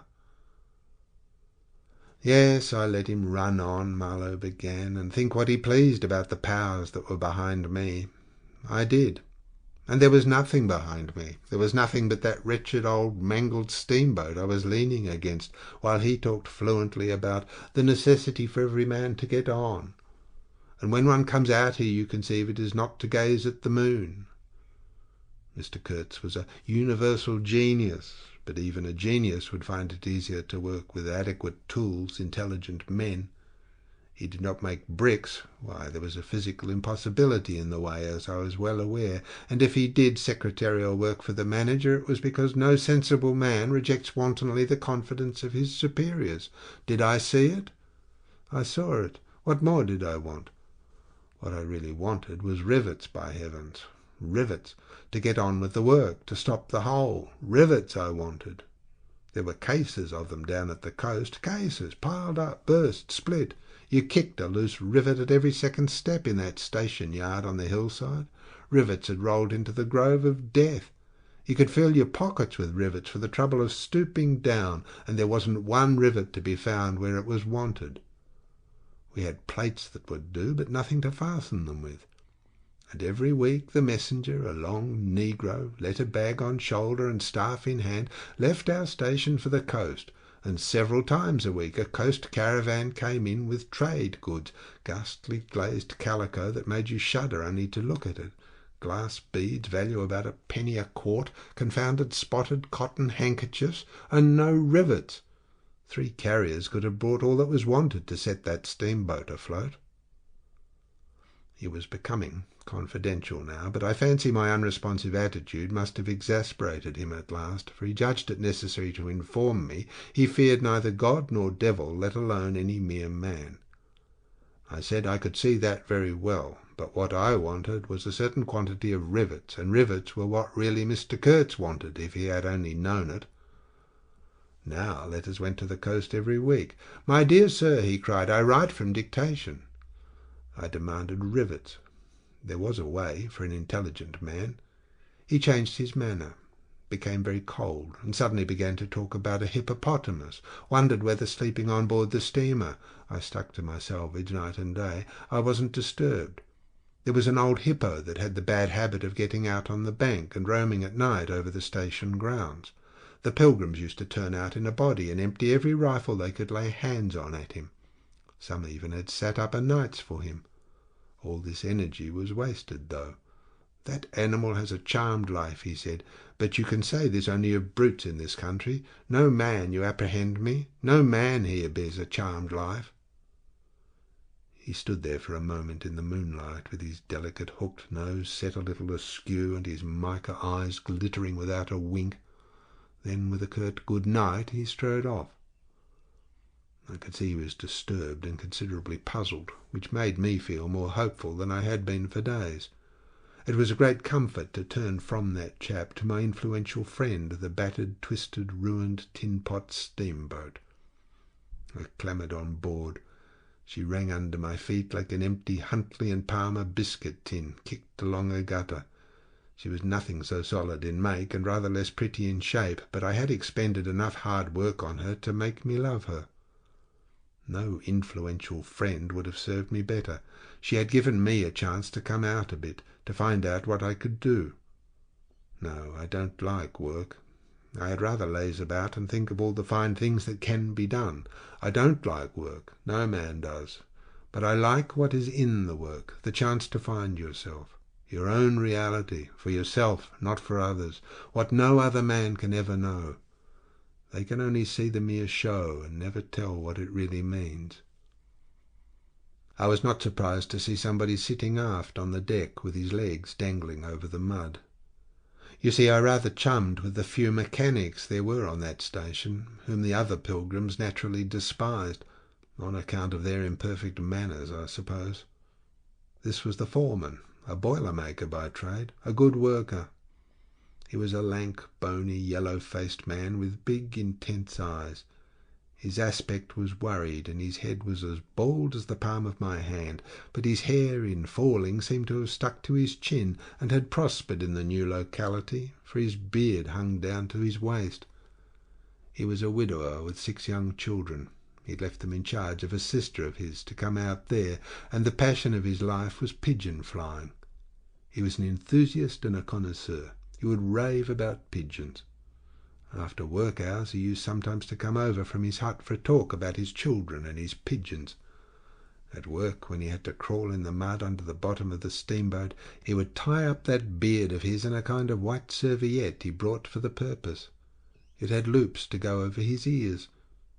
In the evening he could be seen squatted on the bank, rinsing that wrapper in the creek with great care, then spreading it solemnly on a bush to dry. I slapped him on the back and shouted, "We shall have rivets!" He scrambled to his feet, exclaiming, "No, rivets!" as though he couldn't believe his ears. Then in a low voice, "You, eh?" I don't know why we behaved like lunatics. I put my finger to the side of my nose and nodded mysteriously. "Good for you," he cried, snapping his fingers above his head, lifting one foot. I tried a jig. We capered on the iron deck. A frightful clatter came out of that hulk, and the virgin forest on the other bank of the creek sent it back in a thundering roll upon the sleeping station. It must have made some of the pilgrims sit up in their hovels. A dark figure obscured the lighted doorway of the manager's hut, vanished. Then, a second or so after, the doorway itself vanished too. We stopped, and the silence driven away by the stamping of our feet flowed back again from the recesses of the land.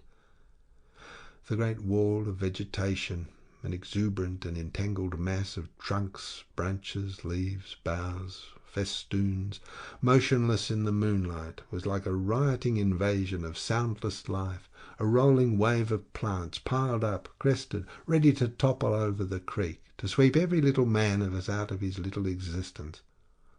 And it moved not. A deadened burst of mighty splashes and snorts reached us from afar, as though an ichthyosaurus had been taking a bath of glitter in the great river. "After all," said the boiler-maker with a reasonable tone, "why shouldn't we get the rivets?" Why not, indeed? I did not know of any reason why we shouldn't. "They'll come in 3 weeks," I said confidently. But they didn't. Instead of rivets there came an invasion, an infliction, a visitation. It came in sections during the next 3 weeks, each section headed by a donkey carrying a white man in new clothes and tan shoes, bowing from that elevation right and left to the impressed pilgrims. A quarrelsome band of footsore, sulky niggers trod on the heels of the donkey. A lot of tents, camp stools, tin boxes, white cases, brown bales would be shot down in the courtyard, and the air of mystery would deepen a little over the muddle of the station.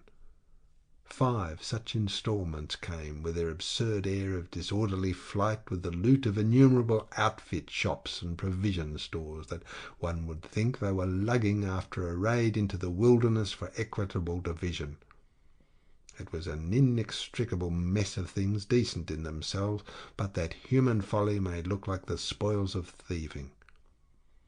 This devoted band called itself the El Dorado Exploring Expedition, and I believe they were sworn to secrecy. Their talk, however, was the talk of sordid buccaneers. It was reckless without hardihood, greedy without audacity, and cruel without courage. There was not an atom of foresight or of serious intention in the whole batch of them, and they did not seem aware these things are wanted for the work of the world. To tear treasure out of the bowels of the land was their desire, with no more moral purpose at the back of it than there is in burglars breaking into a safe. Who paid the expenses of the noble enterprise, I don't know, but the uncle of our manager was leader of that lot. In exterior he resembled a butcher in a poor neighbourhood, and his eyes had a look of sleepy cunning. He carried his fat paunch with ostentation on his short legs, and during the time his gang infested the station spoke to no one but his nephew. You could see these two roaming about all day long with their heads close together in an everlasting confab. I'd given up worrying myself about the rivets. One's capacity for that kind of folly is more limited than you would suppose. I said hang, and let things slide. I had plenty of time for meditation, and now and then I would give some thought to Kurtz.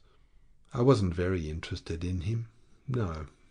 Still, I was curious to see whether this man, who had come out equipped with moral ideas of some sort, would climb to the top after all, and how he would set about his work when there. End of Chapter 1, Part 2. Chapter 2, Part 1. One evening, as I was lying flat on the deck of my steamboat, I heard voices approaching, and there were the nephew and the uncle strolling along the bank. I laid my head on my arm again, and had nearly lost myself in a doze when somebody said in my ear, as it were, "I'm as harmless as a little child, but I don't like to be dictated to. Am I the manager, or am I not? I was ordered to send him there. It's incredible." I became aware that the two were standing on the shore alongside the forepart of the steamboat, just below my head. I did not move. It did not occur to me to move. I was sleepy. "It is unpleasant," granted the uncle. "He has asked the administration to be sent there," said the other, "with the idea of showing what he could do, and I was instructed accordingly. Look at the influence that man must have. Is it not frightful?" They both agreed. It was frightful, then made several bizarre remarks. "Make rain and fine weather. One man. The council. By the nose." Bits of absurd sentences that got the better of my drowsiness, so that I had pretty near the whole of my wits about me when the uncle said, "The climate may do away with this difficulty for you. Is he alone there?" "Yes," answered the manager. "He sent his assistant down the river with a note to me in these terms: 'Clear this poor devil out of the country, and don't bother sending more of that sort. I had rather be alone than have the kind of men you can dispose of with me.' It was more than a year ago. Can you imagine such impudence?" "Anything since then?" asked the other hoarsely. "Ivory," jerked the nephew. "Lots of it. Prime sort. Lots. Most annoying from him." "And with that?" questioned the heavy Rumpel. "Invoice," was the reply, fired out, so to speak. Then silence. They had been talking about Kurtz. I was broad awake by this time, but, lying perfectly at ease, remained still, having no inducement to change my position. "How did that ivory come all this way?" growled the elder man, who seemed very vexed. The other explained that it had come with a fleet of canoes in charge of an English half-caste clerk Kurtz had with him. That Kurtz had apparently intended to return himself, the station being by that time bare of goods and stores, but after coming 300 miles had suddenly decided to go back, which he started to do alone in a small dugout with 4 paddlers, leaving the half-caste to continue down the river with the ivory. The two fellows there seemed astounded at anybody attempting such a thing. They were at a loss for an adequate motive.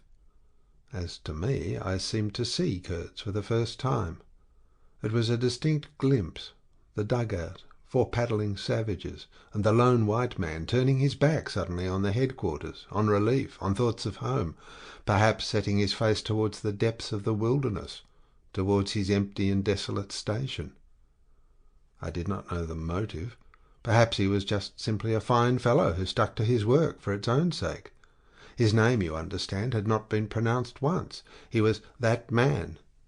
The half-caste, who, as far as I could see, had conducted a difficult trip with great prudence and pluck, was invariably alluded to as that scoundrel. The scoundrel had reported that the man had been very ill, had recovered imperfectly. The 2 below me moved away then a few paces and strolled back and forth at some little distance.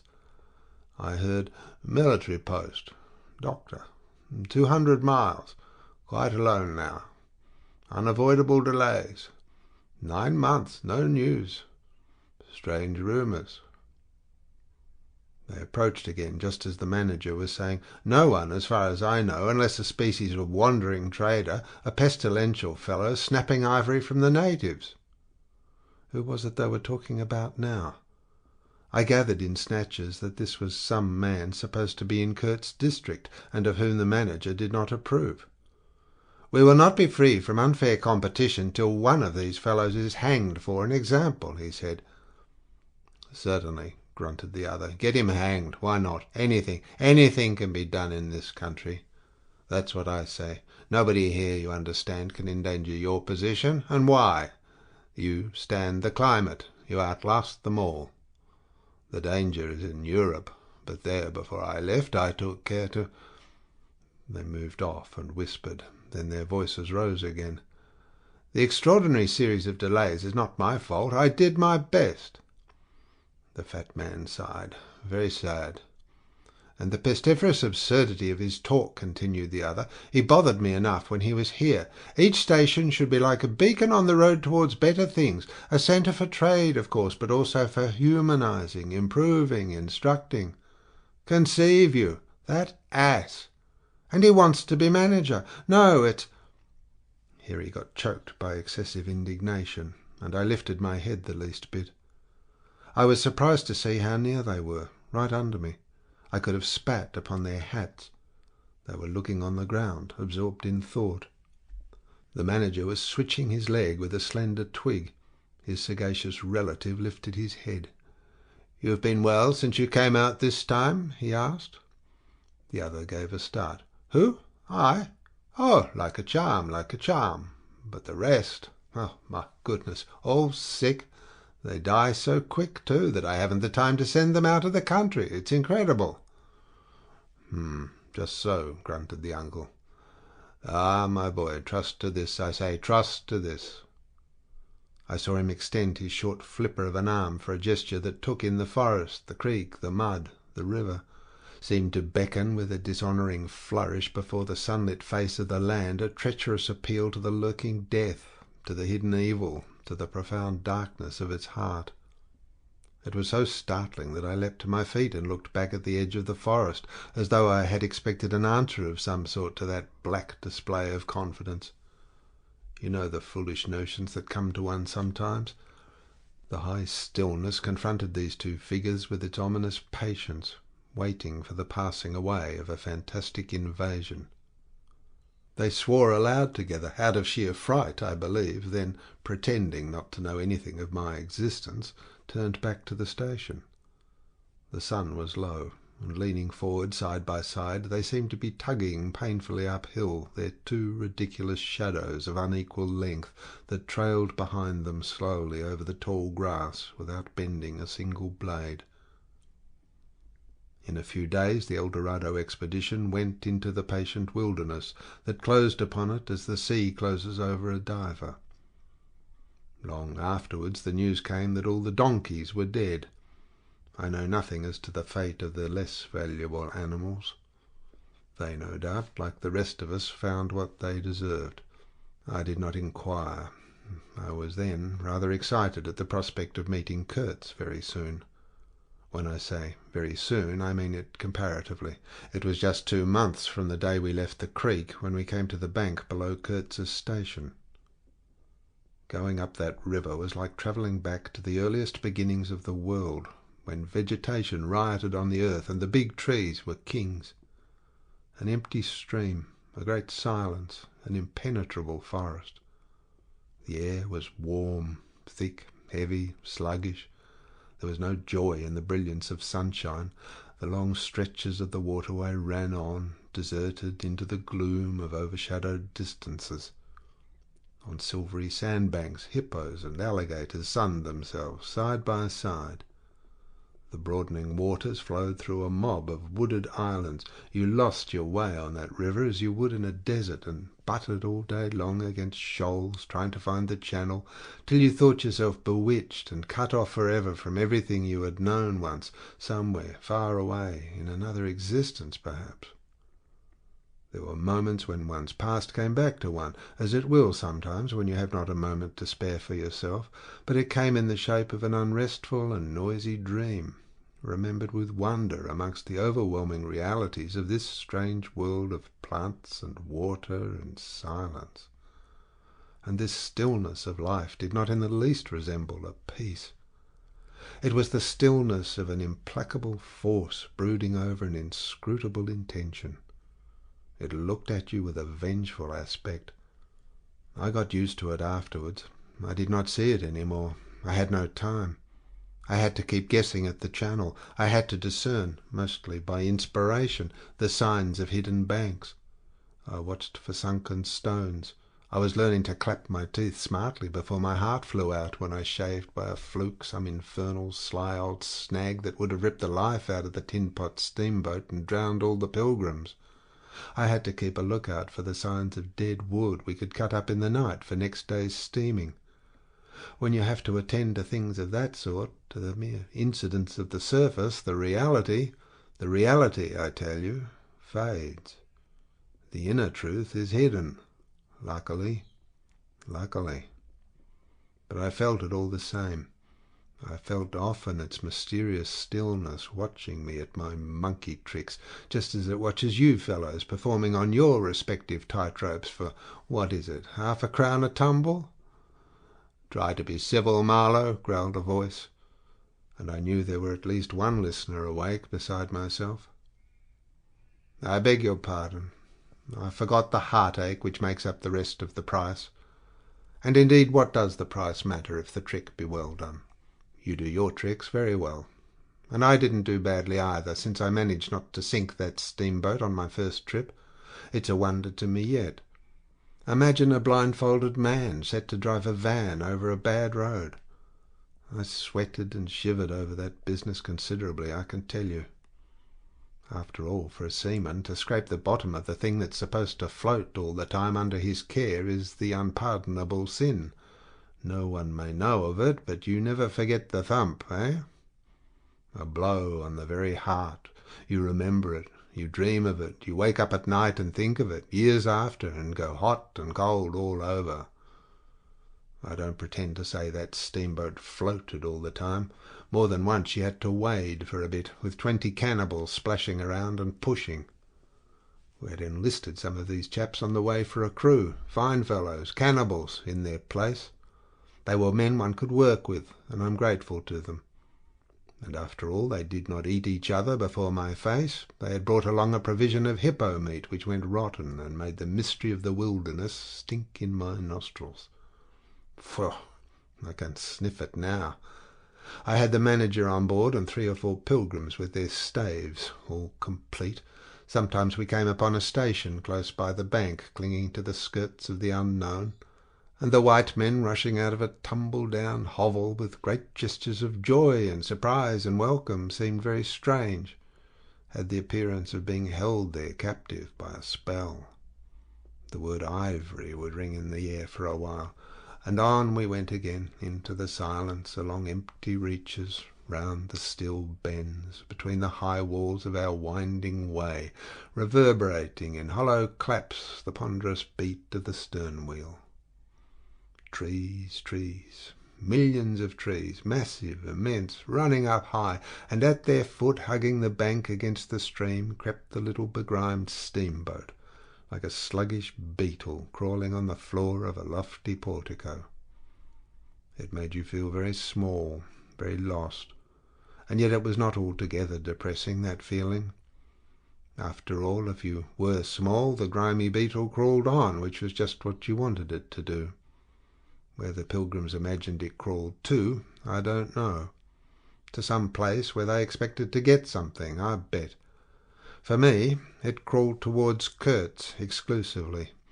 But when the steam pipes started leaking, we crawled very slow.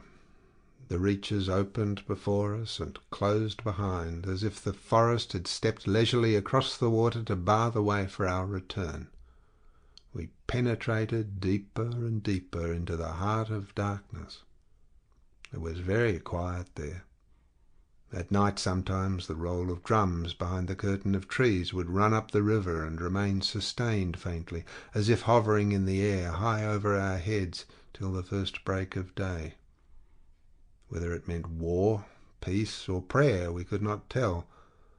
The dawns were heralded by the descent of a chill stillness. The woodcutters slept. Their fires burned low. The snapping of a twig would make you start. We were wanderers on a prehistoric earth, on an earth that wore the aspect of an unknown planet. We could have fancied ourselves the first of men taking possession of an accursed inheritance, to be subdued at the cost of profound anguish and of excessive toil. But suddenly, as we struggled round a bend, there would be a glimpse of rush walls, of peaked grass roofs, a burst of yells, a whirl of black limbs, a mass of hands, clapping of feet, stamping, of bodies swaying, of eyes rolling under the droop of heavy and motionless foliage. The steamer toiled along slowly on the edge of a black and incomprehensible frenzy. The prehistoric man was cursing us, praying to us, welcoming us. Who could tell? We were cut off from the comprehension of our surroundings. We glided past like phantoms, wondering and secretly appalled as sane men would be before an enthusiastic outbreak in a madhouse. We could not understand because we were too far, and could not remember because we were travelling in the night of first ages, of those ages that are gone, leaving hardly a sign, and no memories. The earth seemed unearthly. We are accustomed to look upon the shackled form of a conquered monster, but there you could look at a thing monstrous and free.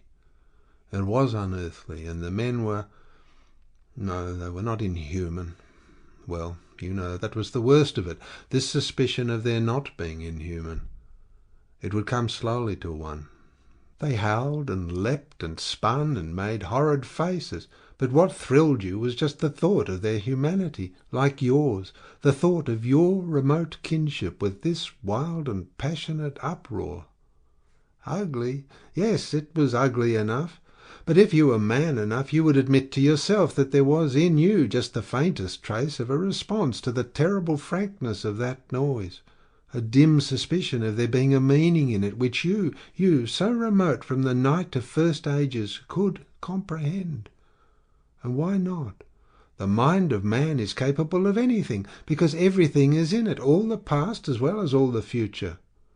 What was there, after all? Joy, fear, sorrow, devotion, valour, rage? Who can tell? But truth stripped of its cloak of time. Let the fool gape and shudder. The man knows, and can look on without a wink, but he must at least be as much of a man as these on the shore. He must meet the truth with his own true stuff, with his own inborn strength. Principles won't do. Acquisitions, clothes, pretty rags that would fly off at the first good shake. No, you want a deliberate belief. An appeal to me in this fiendish row, is there? Very well, I hear, I admit. But I have a voice too, and for good or evil mine is the speech that cannot be silenced. Of course a fool, what with sheer fright and fine sentiments, is always safe. Who's that grunting? You wonder I didn't go ashore for a howl and a dance? Well, no, I didn't. Fine sentiments, you say? Fine sentiments be hanged. I had no time. I had to mess about with white lead and strips of woolen blanket, helping to put bandages on those leaky steam pipes, I tell you. I had to watch the steering and circumvent those snags and get the tin pot along by hook or by crook. There was surface truth enough in these things to save a wiser man. And between whiles I had to look after the savage who was fireman. He was an improved specimen. He could fire up a vertical boiler. He was there below me, and upon my word to look at him was as edifying as seeing a dog in a parody of breeches and a feather hat walking on his hind legs. A few months of training had done for that really fine chap. He squinted at the steam gauge and at the water gauge with an evident effort of intrepidity, and he had filed teeth too, the poor devil, and the wool of his pate shaved into queer patterns, and 3 ornamental scars on each of his cheeks. He ought to have been clapping his hands and stamping his feet on the bank, instead of which he was hard at work, a thrall to strange witchcraft, full of improving knowledge. He was useful because he had been instructed, and what he knew was this: that should the water in that transparent thing disappear, the evil spirit inside the boiler would get angry through the greatness of his thirst and take a terrible vengeance. So he sweated and fired up, and watched the glass fearfully, with an impromptu charm made of rags tied to his arm, and a piece of polished bone as big as a watch struck flatways through his lower lip, while the wooden bank slipped past us slowly, the short noise was left behind, the interminable miles of silence, and we crept on towards Kurtz. But the snags were thick, the water was treacherous and shallow, the boiler seemed indeed to have a sulky devil in it, and thus neither that fireman nor I had any time to peer into our creepy thoughts. Some 50 miles below the inner station we came upon a hut of reeds, an inclined and melancholy pole, with the unrecognizable tatters of what had been a flag of some sort flying from it, and a neatly stacked wood pile. This was unexpected. We came to the bank, and on the stack of firewood found a flat piece of board with some faded pencil writing on it. When deciphered, it said, "Wood for you. Hurry up. Approach cautiously." There was a signature, but it was illegible. Not Kurtz, a much longer word. Hurry up. Where? Up the river? Approach cautiously. We had not done so, but the warning could not have been meant for the place where it could only be found after approach. Something was wrong above, but what, and how much, that was the question. We commented adversely upon the imbecility of that telegraphic style. The bush around said nothing, and would not let us look very far either.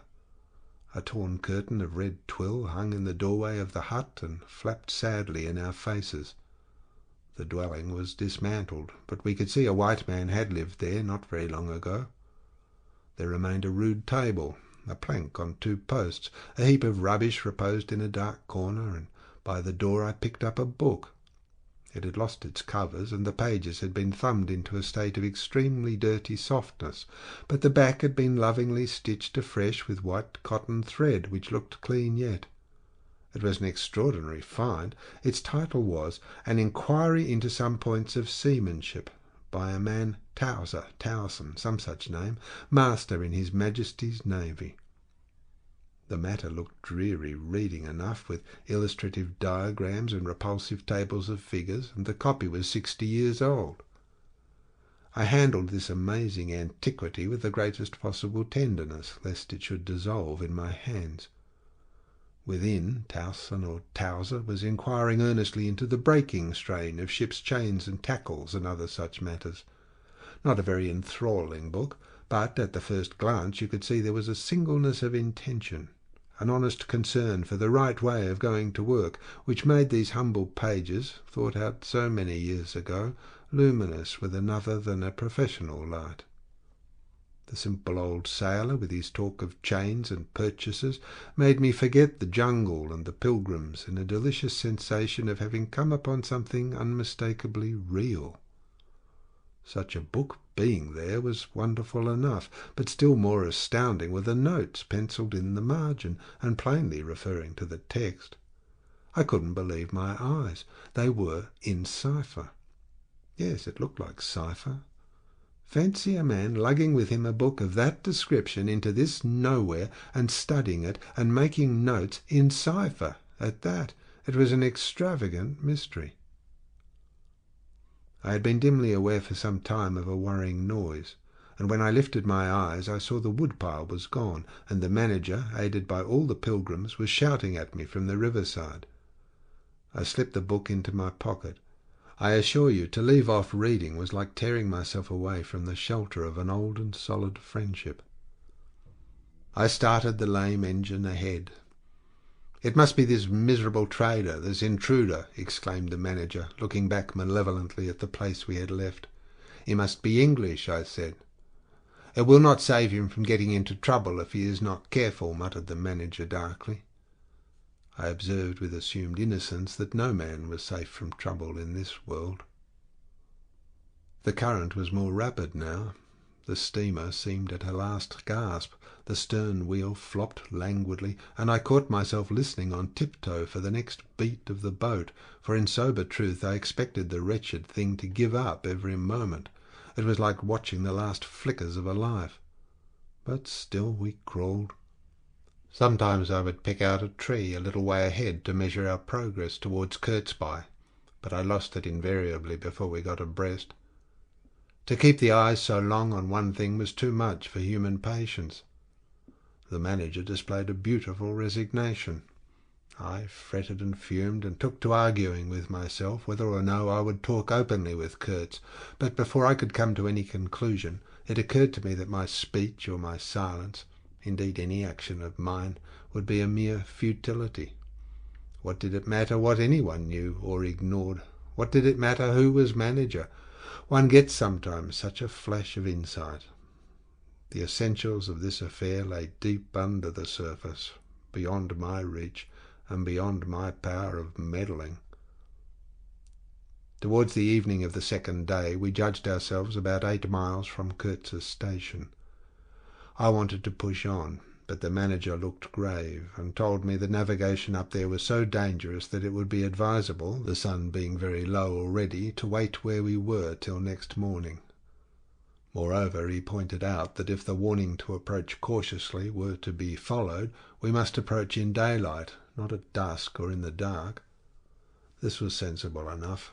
8 miles meant nearly 3 hours steaming for us, and I could also see suspicious ripples at the upper end of the reach.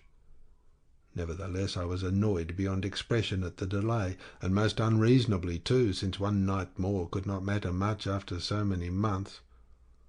As we had plenty of wood, and caution was the word, I brought up in the middle of the stream. The reach was narrow, straight, with high sides like a railway cutting. The dusk came gliding into it long before the sun had set.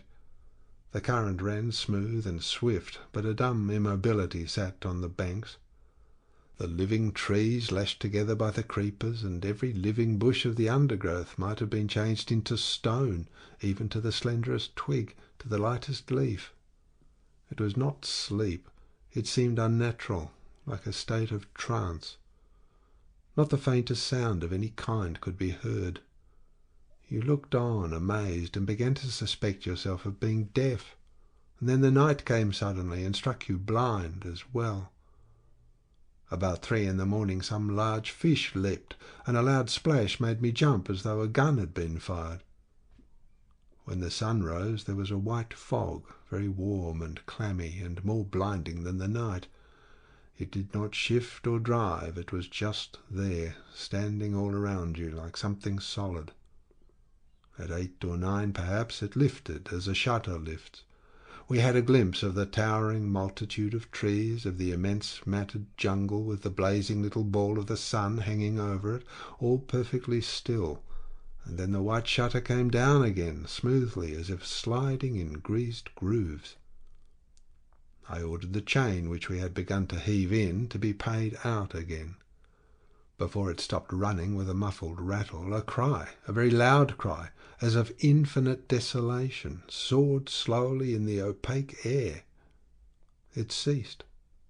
A complaining clamour, modulated in savage discords, filled our ears.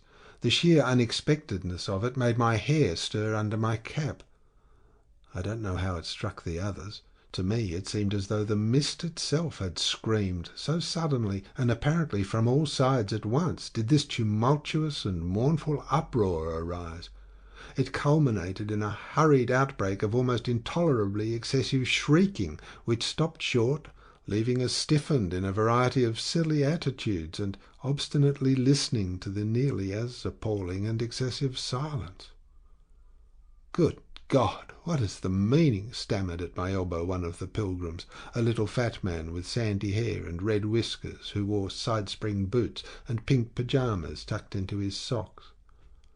Two others remained open-mouthed a whole minute, then dashed into the little cabin, to rush out incontinently and stand darting scared glances with Winchesters at ready in their hands. What we could see was just the steamer we were on, her outlines blurred as though she had been on the point of dissolving, and a misty strip of water perhaps 2 feet broad around her, and that was all. The rest of the world was nowhere as far as our eyes and ears were concerned, just nowhere, gone, disappeared, swept off without leaving a whisper or a shadow behind. I went forward and ordered the chain to be hauled in short, so as to be ready to trip the anchor and move the steamboat at once, if necessary. "Will they attack?" whispered an awed voice. "We will all be butchered in this fog," murmured another. The faces twitched with the strain, the hands trembled slightly, the eyes forgot to wink. It was very curious to see the contrast of expressions of the white men and of the black fellows of our crew, who were as much strangers to that part of the river as we, though their homes were only 800 miles away. The whites, of course greatly discomposed, had, besides a curious look of being painfully shocked by such an outrageous row. The others had an alert, naturally interested expression, but their faces were essentially quiet, even those of the one or two who grinned as they hauled at the chain. Several exchanged short, grunting phrases which seemed to settle the matter to their satisfaction. Their head man, a young, broad-chested black, severely draped in dark blue fringed cloths, with fierce nostrils and his hair all done up artfully in oily ringlets, stood near me. "Aha!" I said, just for good fellowship's sake. "Catch him!" he snapped, with a bloodshot widening of his eyes and a flash of sharp teeth. "Catch him! Give him to us!" "Do you, eh?" I asked. "What would you do with them?"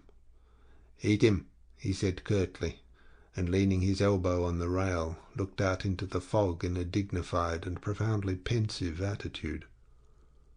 I would no doubt have been properly horrified had it not occurred to me that he and his chaps must be very hungry, that they must have been growing increasingly hungry for at least this month past. They had been engaged for 6 months. I don't think a single one of them had any clear idea of time as we at the end of countless ages have. They still belonged to the beginning of time, had no inherited experience to teach them, as it were. And of course, as long as there was a piece of paper written over in accordance with some farcical law or other made down the river, it didn't enter anybody's head to trouble how they would live. Certainly they had brought with them some rotten hippo meat, which couldn't have lasted very long anyway, even if the pilgrims hadn't, in the midst of a shocking hullabaloo, thrown a considerable quantity of it overboard. It looked like a high-handed proceeding, but it was really a case of legitimate self-defence. You can't breathe dead hippo, waking, sleeping and eating, and at the same time keep your precarious grip on existence. Besides that, they'd given them every week 3 pieces of brass wire, each about 9 inches long, and the theory was they were to buy their provisions with that currency in riverside villages. You can see how that worked. There were either no villages, or the people were hostile, or the director, who like the rest of us fed out of tins with an occasional old he-goat thrown in, didn't want to stop the steamer for some more or less recondite reason. So, unless they swallowed the wire itself or made loops of it to snare the fishers with, I don't see what good their extravagant salary could be to them. I must say it was paid with regularity worthy of a large and honourable trading company.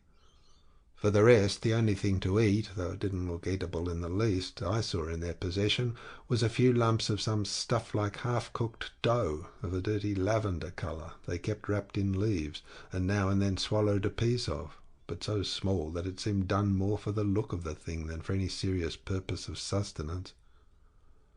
Why in the name of all the gnawing devils of hunger they didn't go for us, They were 30 to 5, and have a good tuck-in for once amazes me now when I think of it. They were big, powerful men, with not so much capacity to weigh the consequences, with courage, with strength even yet, though their skins were no longer glossy and their muscles no longer hard.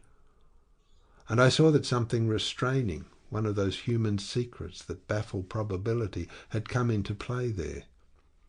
I looked at them with a swift quickening of interest, not because it occurred to me I might be eaten by them before very long, though I own to you that just then I perceived, in a new light as it were, how unwholesome the pilgrims looked, and I hoped, yes, I positively hoped, that my aspect was not so, what shall I say, so unappetizing, a touch of fantastic vanity which fitted well with the dream sensation that pervaded all my days at that time.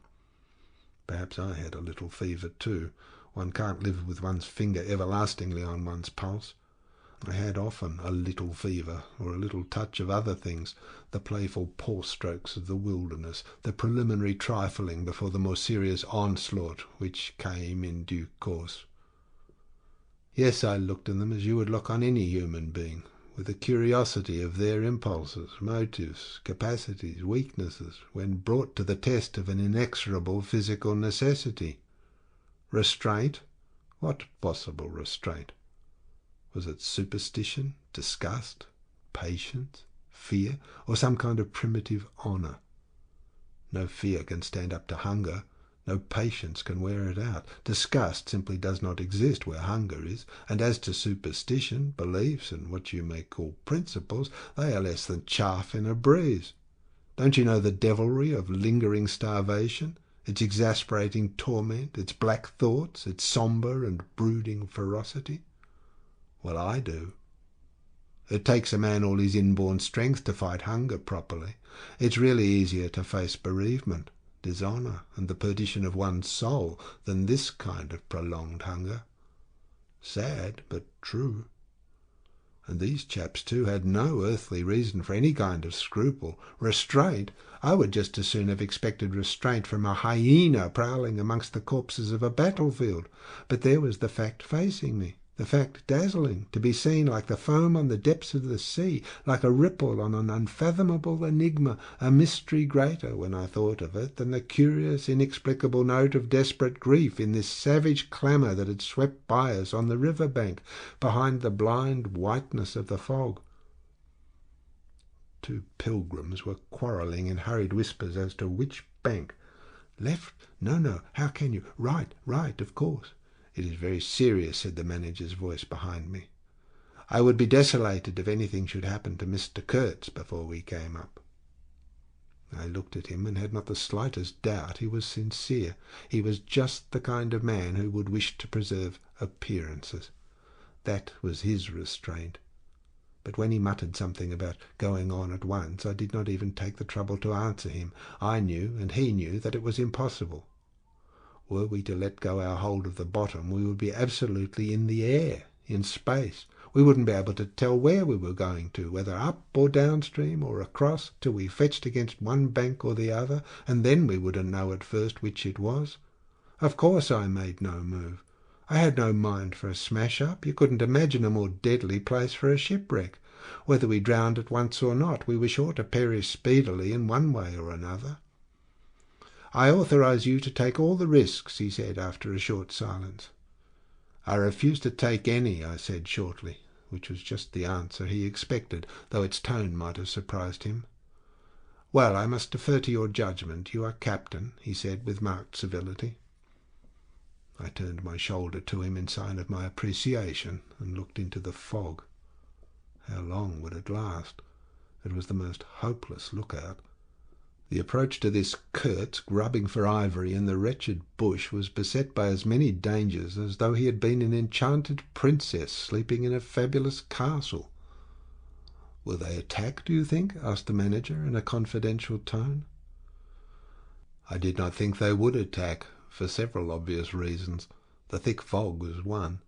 If they left the bank in their canoes, they would get lost in it as we would be if we attempted to move. Still, I had also judged the jungle of both banks quite impenetrable, and yet eyes were in it, eyes that had seen us. The riverside bushes were certainly very thick, but the undergrowth behind was evidently penetrable. However, during the short lift, I had seen no canoes anywhere in the reach, certainly not abreast of the steamer. But what made the idea of attack inconceivable to me was the nature of the noise, of the cries we had heard. They had not the fierce character boding immediate hostile intention. Unexpected, wild, and violent as they had been, they had given me an irresistible impression of sorrow. The glimpse of the steamboat had, for some reason, filled those savages with unrestrained grief. The danger, if any, I expounded, was from our proximity to a great human passion let loose. Even extreme grief may ultimately vent itself in violence, but more generally takes the form of apathy. You should have seen the pilgrims stare. They had no heart to grin or even to revile me, but I believe they thought me gone mad, with fright maybe. I delivered a regular lecture. My dear boys, it was no good bothering. Keep a lookout. Well, you may guess I watched the fog for the signs of lifting as a cat watches a mouse, but for anything else our eyes were of no more use to us than if we had been buried miles deep in a heap of cotton wool. It felt like it too, choking, warm, stifling. Besides, all I said, though it sounded extravagant, was absolutely true to fact. What we afterwards alluded to as an attack was really an attempt at repulse. The action was very far from being aggressive. It was not even defensive in the usual sense. It was undertaken under the stress of desperation, and in its essence was purely protective.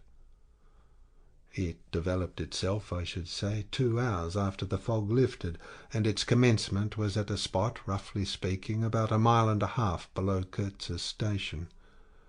We had just floundered and flopped round a bend when I saw an islet, a mere grassy hummock of bright green in the middle of the stream. It was the only thing of the kind, but as we opened the reach more, I perceived it was the head of a long sandbank, or rather of a chain of shallow patches stretching down the middle of the river.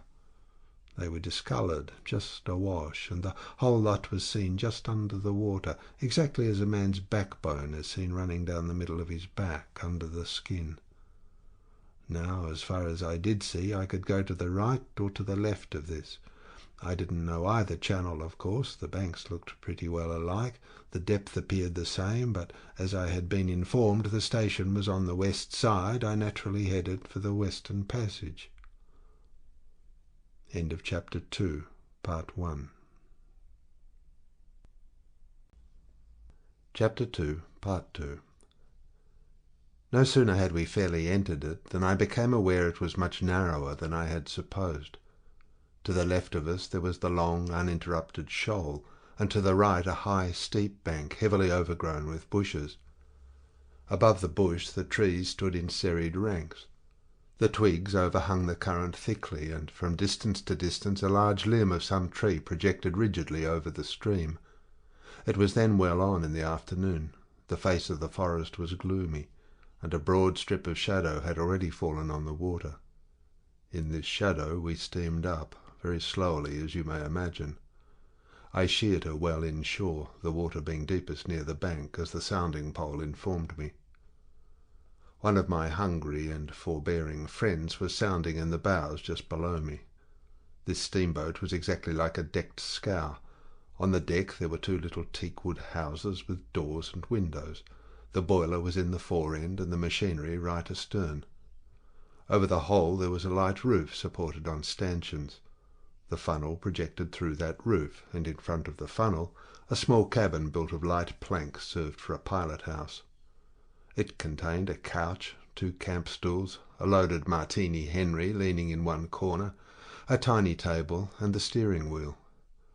It had a wide door in front and a broad shutter at each side. All these were always thrown open, of course. I spent my days perched up there on the extreme fore end of that roof before the door. At night I slept, or tried to, on the couch. An athletic black belonging to some coast tribe, and educated by my poor predecessor, was the helmsman. He sported a pair of brass earrings, wore a blue cloth wrapper from the waist to the ankles, and thought all the world of himself. He was the most unstable kind of fool I had ever seen. He steered with no end of a swagger while you were by, but if he lost sight of you, he became instantly the prey of an abject funk, and would let that cripple of a steamboat get the upper hand of him in a minute. I was looking down at the sounding pole, and feeling much annoyed to see at each try a little more of it stick out of that river, when I saw my poleman give up on the business suddenly, and stretch himself flat on the deck, without even taking the trouble to haul his pole in. He kept hold of it, though, and it trailed in the water. At the same time the fireman, whom I could also see below me, sat down abruptly before his furnace and ducked his head. I was amazed. Then I had to look at the river mighty quick, because there was a snag in the fairway. Sticks, little sticks, were flying about, thick. They were whizzing before my nose, dropping below me, striking behind me against my pilot house. All this time the river, the shore, the woods were very quiet, perfectly quiet. I could only hear the heavy splashing thump of the stern wheel and the patter of these things. We cleared the snag clumsily. Arrows, by Jove! We were being shot at. I stepped in quickly to close the shutter on the land side. That fool helmsman, his hands on the spokes, was lifting his knees high, stamping his feet, champing his mouth like a reined-in horse. Confound him! And we were staggering within 10 feet of the bank. I had to lean right out to swing the heavy shutter, and I saw a face among the leaves on the level with my own, looking at me very fierce and steady. And then suddenly, as though a veil had been removed from my eyes, I made out, deep in the tangled gloom, naked breasts, arms, legs, glaring eyes. The bush was swarming with human limbs in movement, glistening, of bronze colour.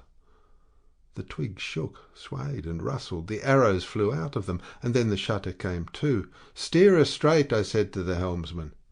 He held his head rigid, face forward, but his eyes rolled. He kept on lifting and setting down his feet gently. His mouth foamed a little. "Keep quiet," I said in a fury. I might just as well have ordered a tree not to sway in the wind. I darted out. Below me there was a great scuffle of feet on the iron deck, confused exclamations. A voice screamed, "Can you turn back?" I caught sight of a V-shaped ripple on the water ahead. What?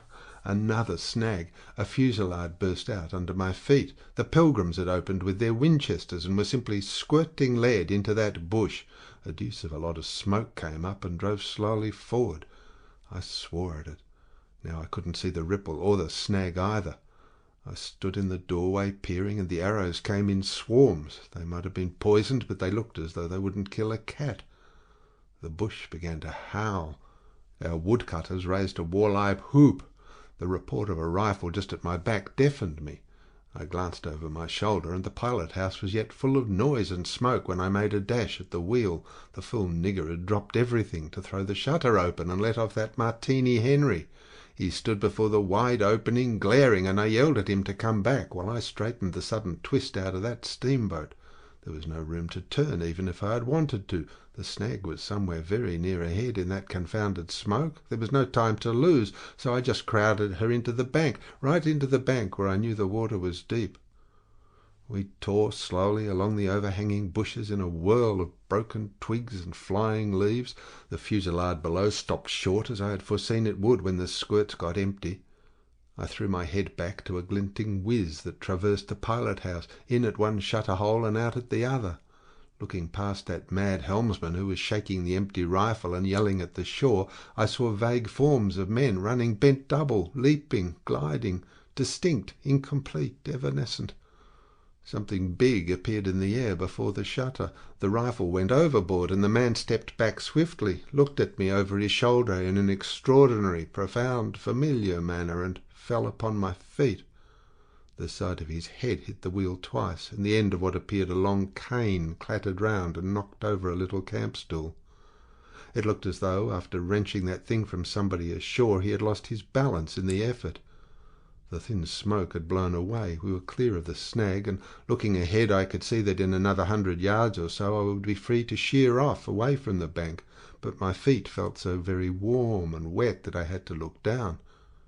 The man had rolled on his back and stared straight up at me. Both his hands clutched that cane. It was the shaft of a spear that, either thrown or lunged through the opening, had caught him in the side just below the ribs. The blade had gone in, out of sight, after making a frightful gash. My shoes were full. A pool of blood lay very still, gleaming dark red under the wheel. His eyes shone with an amazing lustre. The fusillade burst out again. He looked at me anxiously, gripping the spear like something precious, with an air of being afraid I would try to take it away from him. I had to make an effort to free my eyes from his gaze and attend to the steering. With one hand I felt above my head for the line of the steam whistle, and jerked out screech after screech hurriedly. The tumult of angry and warlike yells was checked instantly, and then from the depths of the woods went out such a tremulous and prolonged wail of mournful fear and utter despair as may be imagined to follow the flight of the last hope from the earth.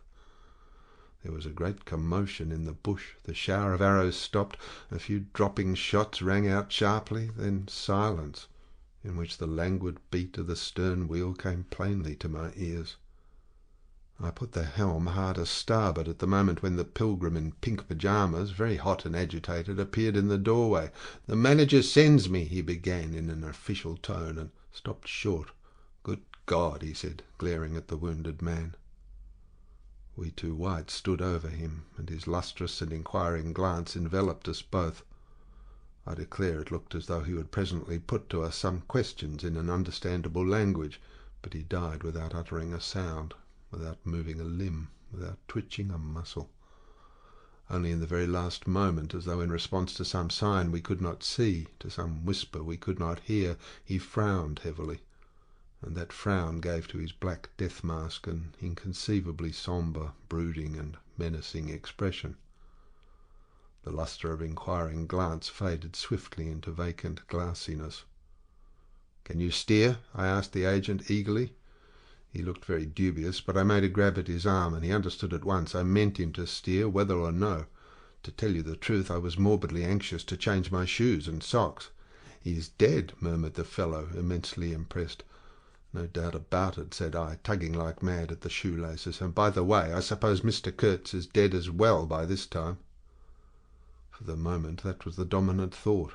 There was a sense of extreme disappointment, as though I had found out I had been striving after something altogether without a substance. I couldn't have been more disgusted if I had travelled all this way for the sole purpose of talking with Mr. Kurtz, talking with... I flung one shoe overboard and became aware that that was exactly what I had been looking forward to. A talk with Kurtz. I made the strange discovery that I had never imagined him as doing, but as discoursing. I didn't say to myself, "Now I will never see him," or "Now I will never shake him by the hand," but "Now I will never hear him." The man presented himself as a voice. Not, of course, that I did not connect him with some sort of action. Hadn't I been told, in all the tones of jealousy and admiration, that he had collected, bartered, swindled, or stolen more ivory than all the other agents together? That was not the point. The point was in his being a gifted creature, and that of all his gifts the one that stood out preeminently, that carried with it a sense of real presence, was his ability to talk, his words, the gift of expression, the bewildering, the illuminating, the most exalted and the most contemptible, the pulsating stream of light or the deceitful flow from the heart of an impenetrable darkness. The other shoe went flying into the devil god of that river. I thought, by Jove, it's all over. We're too late. He's vanished. The gift has vanished by means of some spear, arrow, or club. I will never hear that chap speak after all. And my sorrow had a startling extravagance of emotion, even such as I had noticed in the howling sorrow of these savages in the bush. I couldn't have felt more of lonely desolation somehow had I been robbed of a belief or had missed my destiny in life. Why do you sigh in this beastly way, somebody? Absurd? Well, absurd. Good Lord, mustn't a man ever... Here, give me some tobacco. There was a pause of profound stillness. Then a match flared, and Marlow's lean face appeared, worn, hollow, with downward folds and dropped eyelids, with an aspect of concentrated attention. And as he took vigorous draws at his pipe, it seemed to retreat and advance out of the night in the regular flicker of tiny flame. The match went out. "Absurd!" he cried. "This is the worst of trying to tell. Here you all are, each moored with two good addresses, like a hulk with two anchors, a butcher round one corner, a policeman round another, excellent appetites and temperature normal, you hear, normal, from year's end to year's end, and you say, absurd, absurd be exploded. Absurd! My dear boys, what can you expect from a man who out of sheer nervousness had just flung overboard a pair of new shoes? Now I think of it, it is amazing I did not shed tears. I am upon the whole proud of my fortitude. I was cut to the quick at the idea of having lost the inestimable privilege of listening to the gifted Kurtz. Of course I was wrong. The privilege was waiting for me. Oh yes, I heard more than enough, and I was right too. A voice. He was very little more than a voice. And I heard him, it, this voice, other voices. All of them were so little more than voices, and the memory of that time itself lingers around me, impalpable, like a dying vibration of one immense jabber, silly, atrocious, sordid, savage, or simply mean, without any kind of sense. Voices, voices, even the girl herself, now. He was silent for a long time. I laid the ghost of his gifts at last, with a lie. He began suddenly. Girl? What? Did I mention a girl? Oh, she's out of it, completely. They, the women, I mean, are out of it, should be out of it. We must help them to stay in that beautiful world of their own, lest ours get worse. Oh, she had to be out of it. You should have heard the disinterred body of Mr. Kurtz saying, "My intended." You would have perceived directly then how completely she was out of it. And the lofty frontal bone of Mr. Kurtz. They say the hair goes on growing sometimes, but this specimen was impressively bald.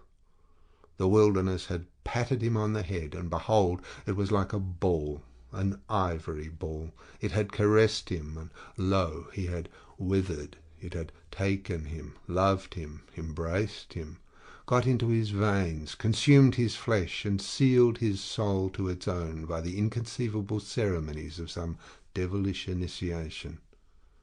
He was its spoiled and pampered favourite. Ivory! I should think so. Heaps of it, stacks of it. The old mud shanty was bursting with it. You would think there was not a single tusk left, either above or below the ground in the whole country. Mostly fossil, the manager had remarked disparagingly. There was no more fossil than I am, but they call it fossil when it is dug up. It appears these niggers do bury the tusks sometimes, but evidently they couldn't bury this parcel deep enough to save the gifted Mr. Kurtz from his fate.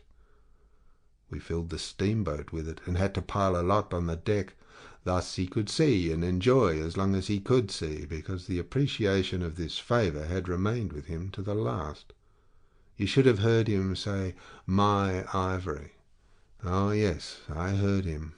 My intended, my ivory, my station, my river, my everything belonged to him. It made me hold my breath in expectation of hearing the wilderness burst into a prodigious peal of laughter that would shake the fixed stars in their places. Everything belonged to him, but that was a trifle. The thing was to know what he belonged to. How many powers of darkness claimed him for their own? That was the reflection that made you creepy all over. It was impossible. It was not good for one either, trying to imagine. He had taken a high seat amongst the devils of the land. I mean literally. You can't understand. How could you, with solid pavement under your feet, surrounded by kind neighbours ready to cheer you or to fall on you, stepping delicately between the butcher and the policeman in the holy terror of scandal and gallows and lunatic asylums? How can you imagine what particular region of the first ages a man's untrammelled feet may take him into by way of solitude, utter solitude without a policeman, by the way of silence, utter silence, where no warning voice of a kind neighbour can be heard whispering of public opinion? These little things make all the great difference. When they are gone, you must fall back upon your own innate strength, upon your own capacity for faithfulness.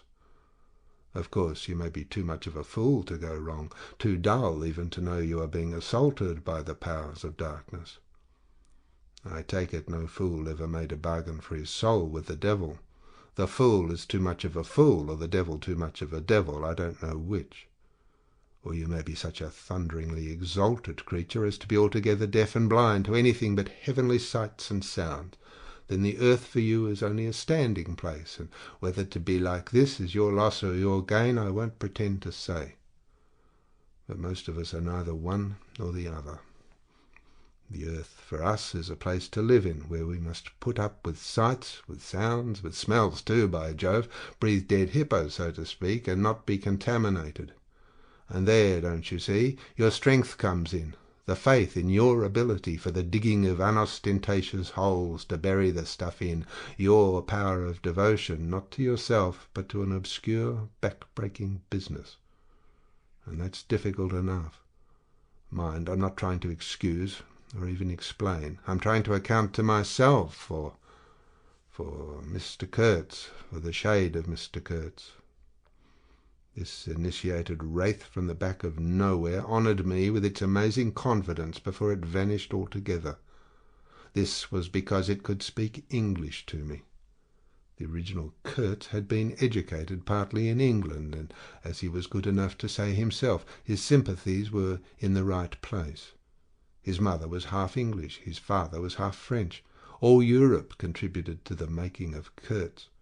And by I learned that, most appropriately, the International Society for the Suppression of Savage Customs had entrusted him with the making of a report for its future guidance. And he had written it too. I've seen it. I've read it. It was eloquent, vibrating with eloquence, but too high-strung, I think. 17 pages of close writing he had found time for. But this must have been before his, let us say, nerves went wrong, and caused him to preside at certain midnight dances ending with unspeakable rites, which, as far as I reluctantly gathered from what I heard at various times, were offered up to him, do you understand, to Mr. Kurtz himself. But it was a beautiful piece of writing. The opening paragraph, however, in the light of later information, strikes me now as ominous. He began with the argument that we whites, from the point of development we had arrived at, must necessarily appear to them, savages, in the nature of supernatural beings. We approach them with the might of a deity, and so on, and so on. By the simple exercise of our will we can exert a power for good practically unbounded, etc., etc. From that point he soared and took me with him. The peroration was magnificent, though difficult to remember, you know. It gave me the notion of an exotic immensity ruled by an august benevolence. It made me tingle with enthusiasm. This was the unbounded power of eloquence, of words, of burning and noble words.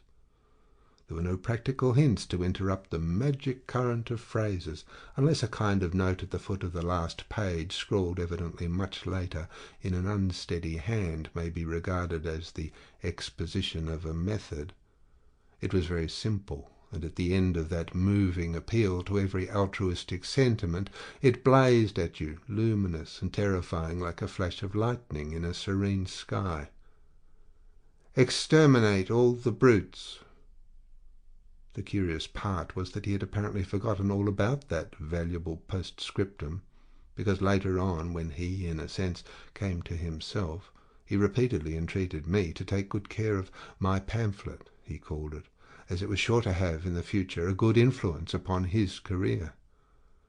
I had full information about all these things, and besides, as it turned out, I was to have the care of his memory. I've done enough for it to give me the indisputable right to lay it, if I choose, for an everlasting rest in the dust-bin of progress, amongst all the sweepings and, figuratively speaking, all the dead cats of civilization. But then, you see, I can't choose. He won't be forgotten. Whatever he was not common. He had the power to charm or frighten rudimentary souls into an aggravated witch-dance in his honour. He could also fill the small souls of the pilgrims with bitter misgivings. He had one devoted friend at least, and he had conquered one soul in the world that was neither rudimentary nor tainted with self-seeking. No, I can't forget him, though I'm not prepared to affirm the fellow was exactly worth the life we lost in getting to him. I missed my late helmsman awfully. I missed him even while his body was still lying in the pilot-house. Perhaps you will think it passing strange, this regret for a savage who was no more account than a grain of sand in a black Sahara. Well, don't you see, he had done something. He had steered. For months I had him at my back, a help, an instrument. It was a kind of partnership. He steered for me. I had to look after him. I worried about his deficiencies, and thus a subtle bond had been created, of which I only became aware when it was suddenly broken. And the intimate profundity of that look he gave me when he received his hurt remains to this day in my memory, like a claim of distant kinship affirmed in a supreme moment. Poor fool! If he had only left that shutter alone! He had no restraint, just like Kurtz, a tree swayed by the wind. As soon as I had put on a dry pair of slippers, I dragged him out, after first jerking the spear out of his side, which operation, I confess, I performed with my eyes shut tight. His heels leapt together over the little doorstep. His shoulders were pressed to my breast. I lugged him from behind desperately. Oh, he was heavy, heavier than any man on earth, I should imagine. Then, without more ado, I tipped him overboard. The current snatched him as though he had been a wisp of grass, and I saw the body roll over twice before I lost sight of it forever. All the pilgrims and the manager were then congregated on the awning deck about the pilot-house, chattering at each other like a flock of excited magpies, and there was a scandalized murmur at my heartless promptitude. What they wanted to keep that body hanging about for, I can't guess. Embalm it, maybe? But I had also heard another and a very ominous murmur on the deck below. My friends the woodcutters were likewise scandalized, and with a better show of reason, though I admit that the reason itself was quite inadmissible. Oh, quite. I had made up my mind that if my late helmsman was to be eaten, the fishes alone should have him. He had been a very second-rate helmsman while alive, but now he was dead he might have become a first-class temptation and possibly caused some startling trouble.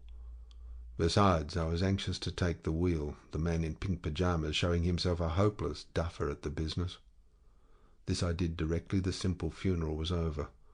We were going half-speed, keeping right in the middle of the stream, and I listened to the talk about me. They had given up Kurtz. They had given up the station. Kurtz was dead, and the station had been burnt, and so on, and so on. The red-haired pilgrim was beside himself with the thought that at least this poor Kurtz had been properly avenged. Say, we must have made a glorious slaughter of them in the bush, eh? What do you think? Say? He positively danced, the bloodthirsty little gingery beggar, and he had nearly fainted when he saw the wounded man. I could not help saying, "You made a glorious lot of smoke, anyhow." I had seen from the way the tops of the bushes rustled and flew that almost all the shots had gone too high. You can't hit anything unless you take aim and fire from the shoulder, but these chaps fired from the hip with their eyes shut.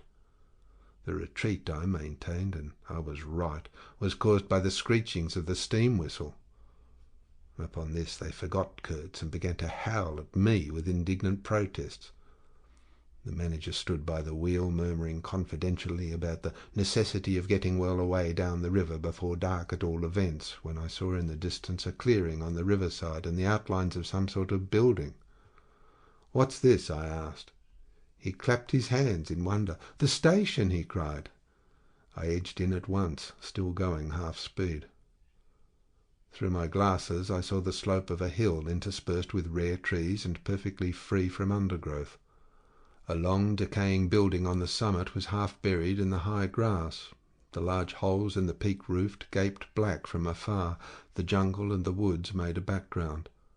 There was no enclosure or fence of any kind, but there had been one apparently, for near the house half a dozen slim posts remained in a row, roughly trimmed, and with their upper ends ornamented with round carved balls.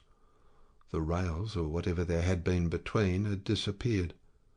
Of course the forest surrounded all that.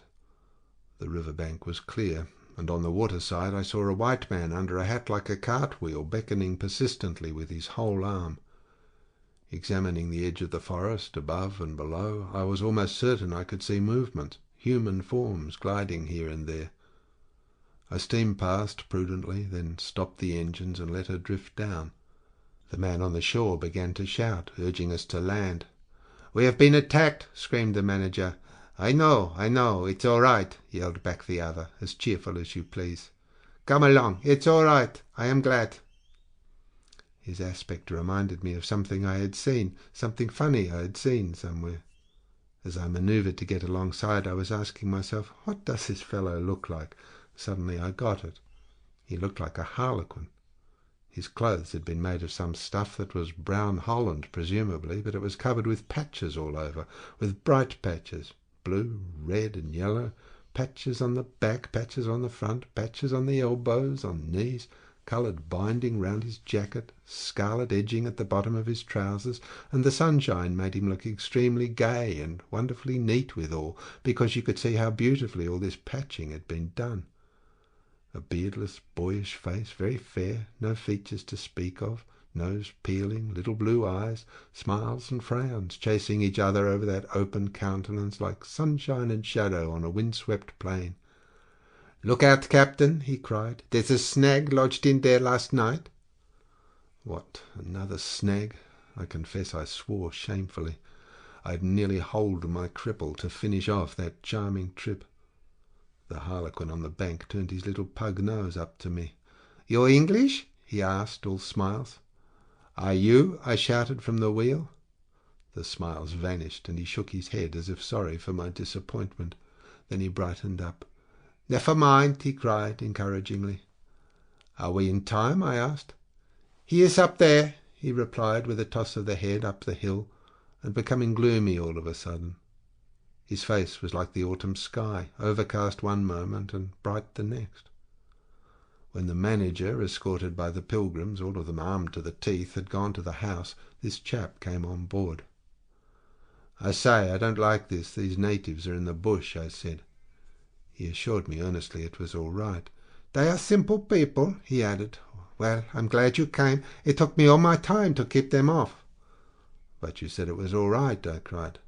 "Oh, they meant no harm," he said, and as I stared he corrected himself. "Not exactly." Then vivaciously, "My faith, your pilot house wants a clean-up." In the next breath he advised me to keep enough steam on the boiler to blow the whistle in case of any trouble. "One good screech will do you more than all your rifles. They're simple people," he repeated. He rattled away at such a rate he quite overwhelmed me. He seemed to be trying to make up for lots of silence, and actually hinted, laughing, that such was the case. "Don't you talk with Mr. Kurtz?" I said. "You don't talk with that man, you listen to him," he exclaimed with severe exultation. "But now—" He waved his arm, and in the twinkling of an eye was in the uttermost depths of despondency. In a moment he came up again with a jump, possessed himself of both my hands, shook them continuously, while he gabbled, "Brother sailor, honor, pleasure, delight, introduce myself, a Russian, son of an archpriest, government of Tambov. What? Tobacco, English tobacco, the excellent English tobacco. Now, that's brotherly. Smoke? Where's a sailor that does not smoke?" The pipe soothed him, and gradually I made out he had run away from school, had gone to sea in a Russian ship, ran away again, served some time in English ships, was now reconciled with the archpriest. He made a point of that. "But when one is young, one must see things, gather experience, ideas, enlarge the mind." "Here," I interrupted, "you can never tell. Here I met Mr. Kurtz," he said, youthfully solemn and reproachful. I held my tongue after that. It appears he had persuaded a Dutch trading house on the coast to fit him out with stores and goods, and had started for the interior with a light heart and no more idea of what would happen to him than a baby.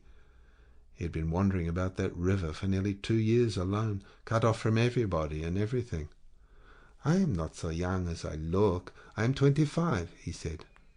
At first old Van Schouten would tell me to go to the devil, he narrated with keen enjoyment, but I stuck to him and talked, till at last he got afraid I would talk the hind leg of his favourite dog. So he gave me some cheap things and a few guns, and told me he hoped he would never see my face again. Good old Dutchman Van Schouten. I've sent him one small lot of ivory a year ago, so that he can't call me a little thief when I get back. I hope he got it. And for the rest, I don't care. I had some wood stacked for you. That was my old house, did you see? I gave him Towson's book. He made as though he would kiss me, but restrained himself. The only book I had left, and I thought I had lost it, he said, looking at it ecstatically. So many accidents happen to a man going about alone, you know. Canoes get upset sometimes, and sometimes you got to clear out so quick when the people get angry. He thumbed the pages. You made notes in Russian, I asked. He nodded. I thought they were written in cipher, I said. He laughed, then became serious. I had lots of trouble to keep those people off, he said. Did they want to kill you? I asked. Oh, no, he cried, and checked himself. Why did they attack us? I pursued. He hesitated, then said shamefacedly, They don't want him to go. Don't they? I said curiously. He nodded a nod full of mystery and wisdom. I tell you, he cried, this man has enlarged my mind. He opened his arms wide, staring at me with his little blue eyes that were perfectly round. End of Chapter 2, Part 2. Chapter 3, Part 1. I looked at him, lost in astonishment. There he was before me, in motley, as though he had absconded from a troupe of mimes, enthusiastic, fabulous.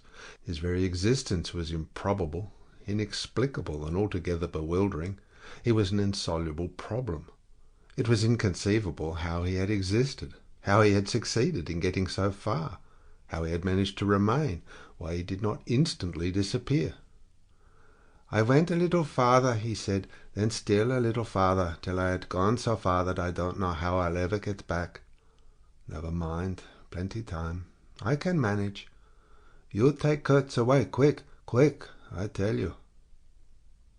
The glamour of youth enveloped his party-coloured rags, his destitution, his loneliness, the essential desolation of his futile wanderings.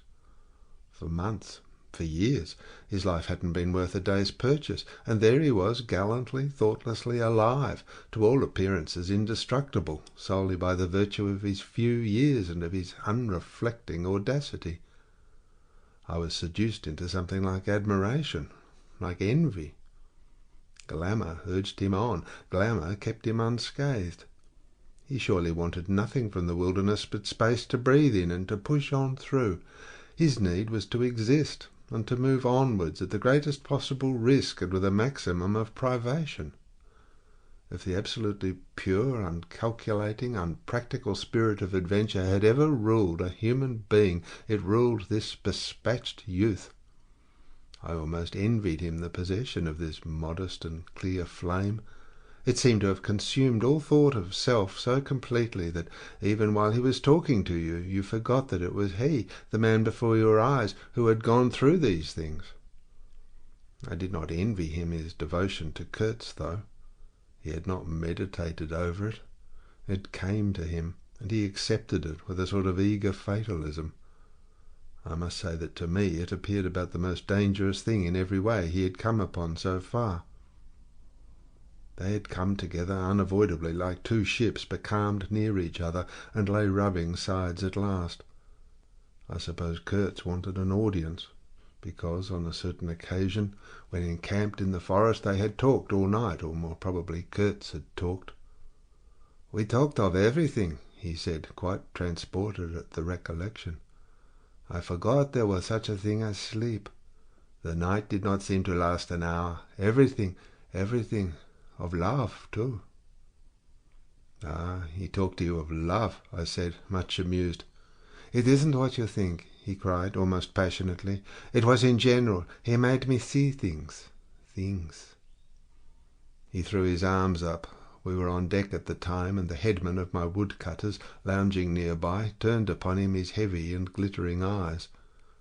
I looked around, and I don't know why, but I assure you that never, never before did this land, this river, this jungle, the very arch of this blazing sky appear to me so hopeless and so dark, so impenetrable to human thought, so pitiless to human weakness. "And ever since you have been with him, of course?" I said. "On the contrary, it appears their intercourse had been very much broken by various causes.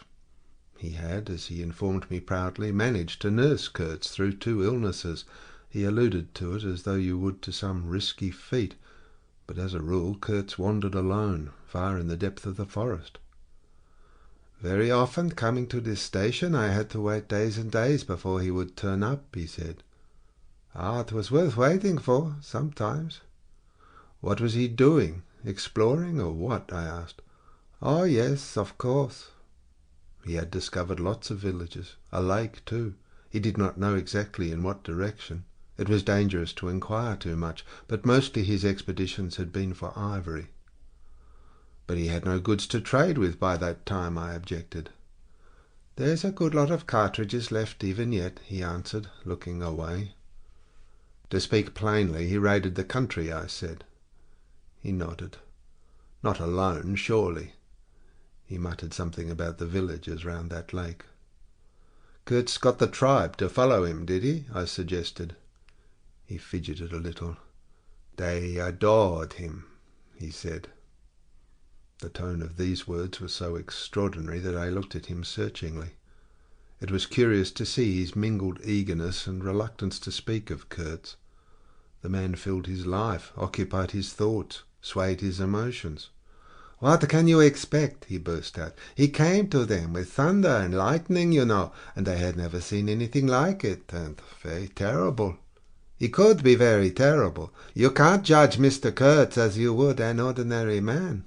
No, no, no. Now, just to give you an idea, I don't mind telling you, he wanted to shoot me too one day, but I don't judge him."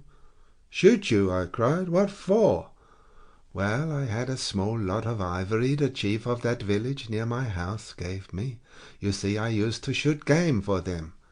Well, he wanted it and wouldn't hear reason. He declared he would shoot me unless I gave him the ivory and then cleared out of the country, because he could do so and had a fancy for it, and there was nothing on earth to prevent him killing whom he jolly well pleased. And it was true, too. I gave him the ivory. What did I care? But I didn't clear out. No, no, I couldn't leave him. I had to be careful, of course, till we got friendly again for a time. He had his second illness then. Afterwards I had to keep out of the way. But I didn't mind. He was living for the most part in those villages on the lake. When he came down to the river, sometimes he would take to me, and sometimes it was better for me to be careful. This man suffered too much. He hated all this, and somehow he couldn't get away. When I had a chance, I begged him to try and leave while there was time. I offered to go back with him, and he would say yes, and then he would remain, go off on another ivory hunt, disappear for weeks, forget himself amongst these people. Forget himself, you know. "Why, he's mad," I said. He protested indignantly. Mr. Kurtz couldn't be mad. If I had heard him talk only 2 days ago, I wouldn't dare hint at such a thing. I had taken up my binoculars while we talked, and was looking at the shore, sweeping the limit of the forest at each side and at the back of the house. The consciousness of there being people in that bush, so silent, so quiet, as silent and quiet as the ruined house on the hill, made me uneasy. There was no sign on the face of nature of this amazing tale that was not so much told as suggested to me in desolate exclamations, completed by shrugs and interrupted phrases, in hints ending in deep sighs. The woods were unmoved like a mask, heavy like a closed door of a prison. They looked with their air of hidden knowledge, of patient expectation, of unapproachable silence. The Russian was explaining to me that it was only lately that Mr. Kurtz had come down to the river, bringing along with him all the fighting men of that lake tribe. He had been absent for several months, getting himself adored, I suppose, and had come down unexpectedly, with the intention, to all appearances, of making a raid, either across the river or downstream. Evidently the appetite for more ivory had got the better of the, what shall I say, less material aspirations. However, he had got much worse suddenly. "I heard he was lying helpless, and so I came up, took my chance," said the Russian. "Oh, he is bad, very bad." I directed my glass to the house. There were no signs of life, but there was the ruined roof, the long mud wall peeping above the grass, with 3 little square window holes, no 2 of the same size. All this brought within reach of my hand, as it were. And then I made a brusque movement, and one of the remaining posts of that vanished fence leaped up in the field of my glass. You remember I told you I had been struck at the distance by certain attempts at ornamentation, rather remarkable in the ruinous aspect of the place. Now I had suddenly a nearer view, and its first result was to make me throw my head back as if before a blow. Then I went carefully from post to post with my glass, and I saw my mistake. These round knobs were not ornamental, but symbolic. They were expressive and puzzling, striking and disturbing, food for thought, and also for vultures, if there had been any looking down from the sky, but at all events for such ants as were industrious enough to ascend the pole. They would have been even more impressive, those heads on the stakes, if their faces had not been turned to the house. Only one, the first I had made out, was facing my way. I was not so shocked as you may think. The start back I had given was really nothing but a movement of surprise. I had expected to see a knob of wood there, you know. I returned deliberately to the first I had seen, and there it was, black, dried, sunken, with closed eyelids, a head that seemed to sleep at the top of that pole, and with the shrunken dry lips showing a narrow white line of the teeth, was smiling too, smiling continuously at some endless and jocose dream of that eternal slumber. I'm not disclosing any trade secrets. In fact, the manager said afterwards that Mr. Kurtz's methods had ruined the district. I have no opinion on that point, but I want you clearly to understand that there was nothing exactly profitable in these heads being there. They only showed that Mr. Kurtz lacked restraint in the gratification of his various lusts, that there was something wanting in him, some small matter which, when the pressing need arose, could not be found under his magnificent eloquence. Whether he knew of this deficiency himself, I can't say. I think the knowledge came to him at last, only at the very last. But the wilderness had found him out early, and had taken on him a terrible vengeance for the fantastic invasion. I think it had whispered to him things about himself which he did not know, things of which he had no conception till he took counsel with this great solitude, and the whisper had proved irresistibly fascinating. It echoed loudly within him, because he was hollow at the core. I put down the glass, and the head that had appeared near enough to be spoken to seemed at once to have leapt away from me into inaccessible distance. The admirer of Mr. Kurtz was a bit crestfallen. In a hurried, indistinct voice he began to assure me that he had not dared to take these, say, symbols down. He was not afraid of the natives. They would not stir till Mr. Kurtz gave the word. His ascendancy was extraordinary. The camps of these people surrounded the place, and the chiefs came every day to see him. They would crawl. "I don't want to know anything of the ceremonies used when approaching Mr. Kurtz," I shouted. Curious, this feeling that came over me, that such details would be more intolerable than those heads drying on the stakes under Mr. Kurtz's windows. After all, that was only a savage sight, while I seemed at one bound to have been transported into some lightless region of subtle horrors, where pure, uncomplicated savagery was a positive relief, being something that had a right to exist, obviously, in the sunshine. The young man looked at me with surprise. I suppose it did not occur to him that Mr. Kurtz was no idol of mine. He forgot I hadn't heard any of these splendid monologues on, what was it, on love, justice, conduct of life, or what not. If it had come to crawling before Mr. Kurtz, he crawled as much as the veriest savage of them all. I had no idea of the conditions, he said. These heads were the heads of rebels. I shocked him excessively by laughing. Rebels? What would be the next definition I was to hear? There had been enemies, criminals, workers, and these were rebels. Those rebellious heads looked very subdued to me on their sticks. "You don't know how such a life tries a man like Kurtz," cried Kurtz's last disciple. "Well, and you?" I said. I am a simple man. I have no great thoughts. I want nothing from anybody. How can you compare me to—" His feelings were too much for speech, and suddenly he broke down. "I don't understand," he groaned. "I've been doing my best to keep him alive, and that's enough. I had no hand in all this. I have no abilities. There hasn't been a drop of medicine or a mouthful of invalid food for months here. He was shamefully abandoned. A man like this, with such ideas. Shamefully, shamefully. I haven't slept for the last 10 nights.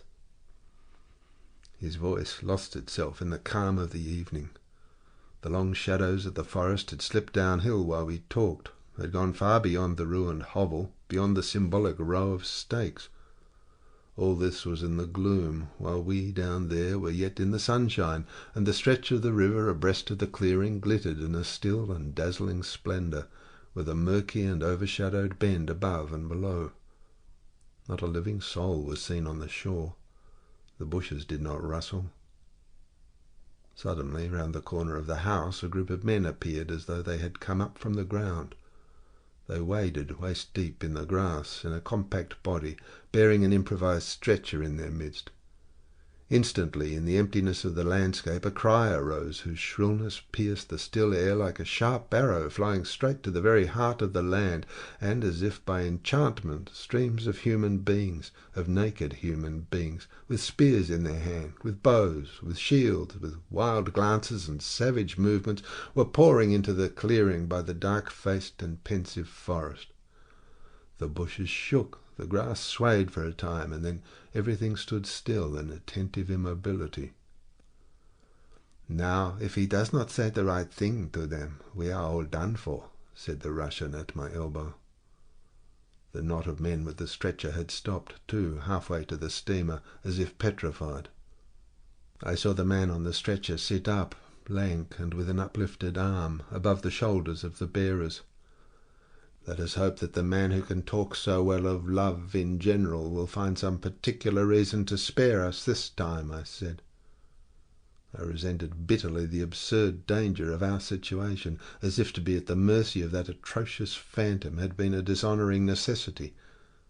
I could not hear a sound, but through my glasses I saw the thin arm extended commandingly, the lower jaw moving, the eyes of that apparition shining darkly far in its bony head that nodded with grotesque jerks. Kurtz, Kurtz. That means short in German, don't it? Well, the name was as true as everything else in his life and death. He looked at least 7 feet long. His covering had fallen off, and his body emerged from it pitiful and appalling as from a winding sheet. I could see the cage of his ribs all astir, the bones of his arm waving. It was as though an animated image of death carved out of old ivory had been shaking its hand with menaces at a motionless crowd of men made of dark and glittering bronze. I saw him open his mouth wide.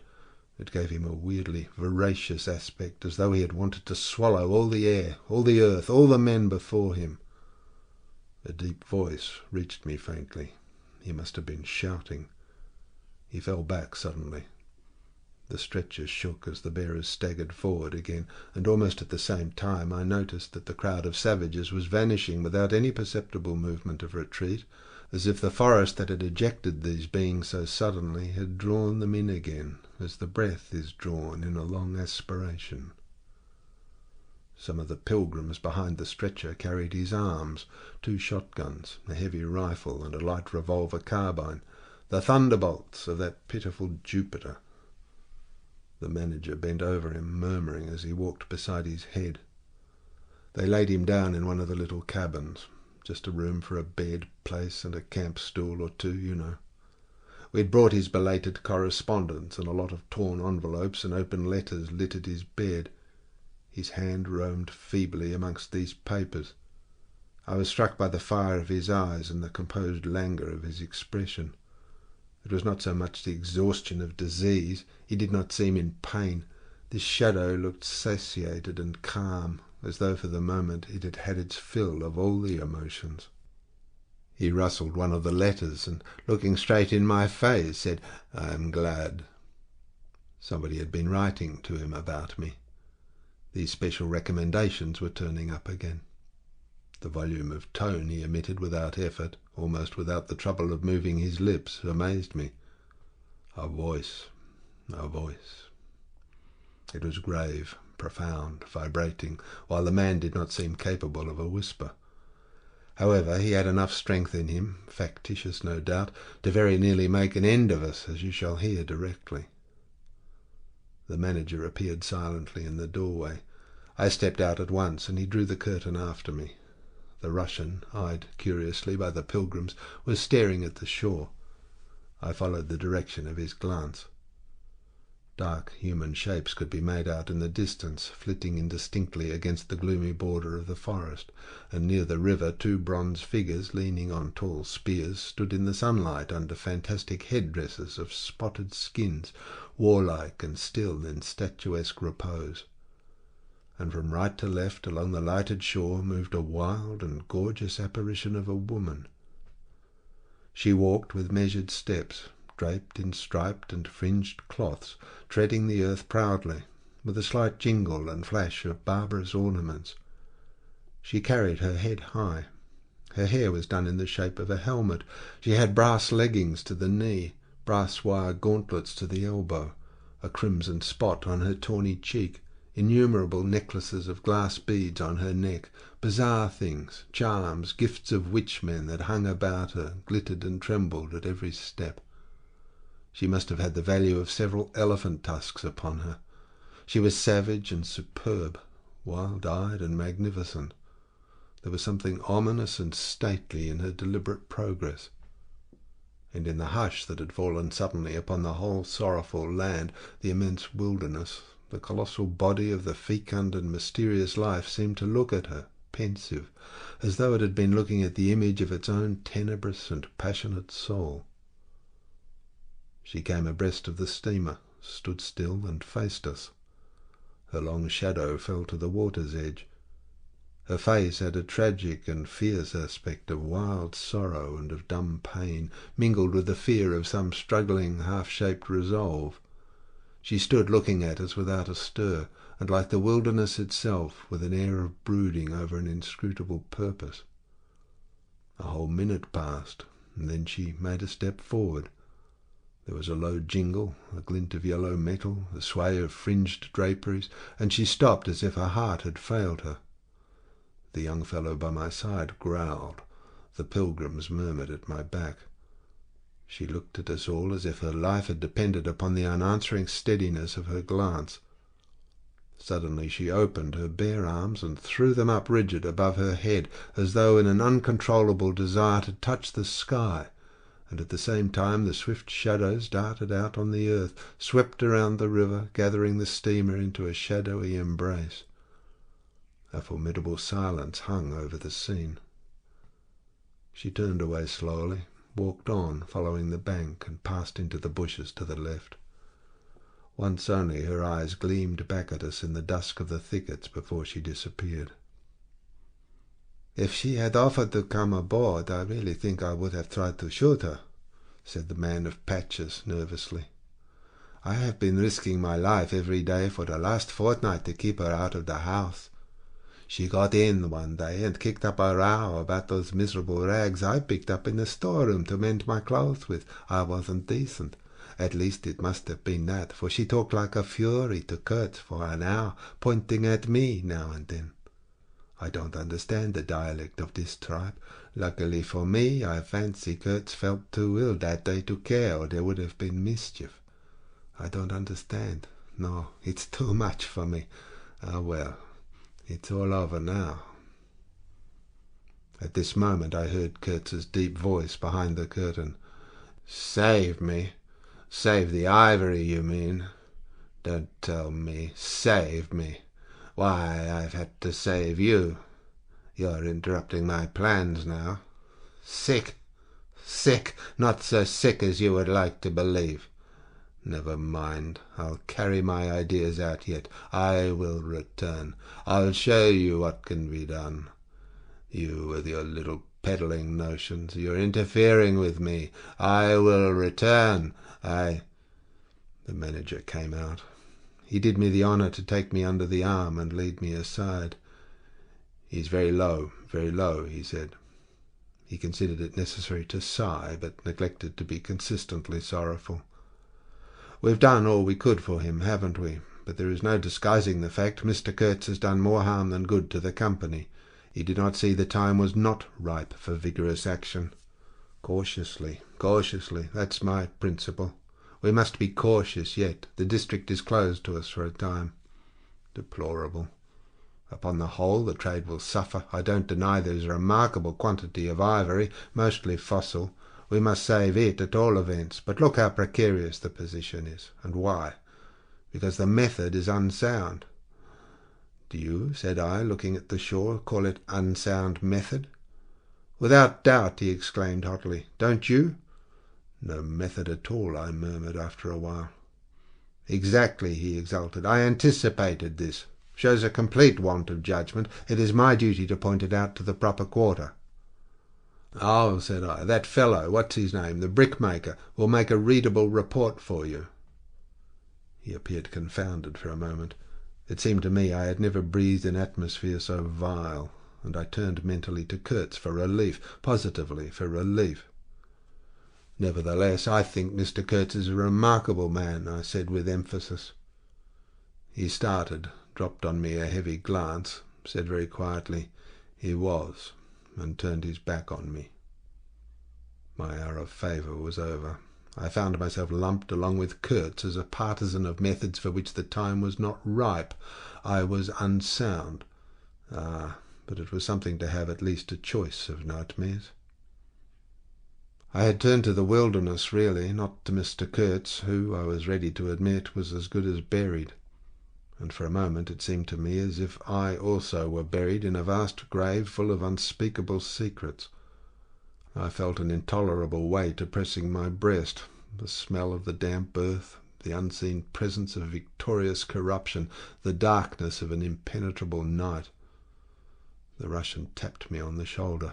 I heard him mumbling and stammering something about brother Seaman couldn't conceal knowledge of matters that would affect Mr. Kurtz's reputation.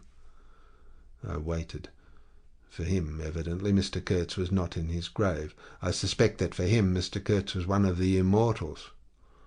Well, said I at last, speak out. As it happens, I am Mr. Kurtz's friend, in a way. He stated, with a good deal of formality, that had we not been of the same profession, he would have kept the matter to himself without regard to consequences. He suspected there was an active ill will towards him on the part of these white men that— You're right, I said, remembering a certain conversation I had overheard. The manager thinks you ought to be hanged. He showed a concern at this intelligence which amused me at first. I had better get out of the way quietly, he said earnestly. I can do no more for Kurtz now, and they would soon find some excuse. What's to stop them? There's a military post 300 miles from here.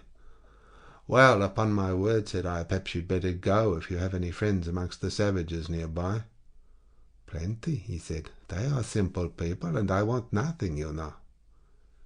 He stood, biting his lip. Then, I don't want any harm to happen to these whites here, but of course I was thinking of Mr. Kurtz's reputation.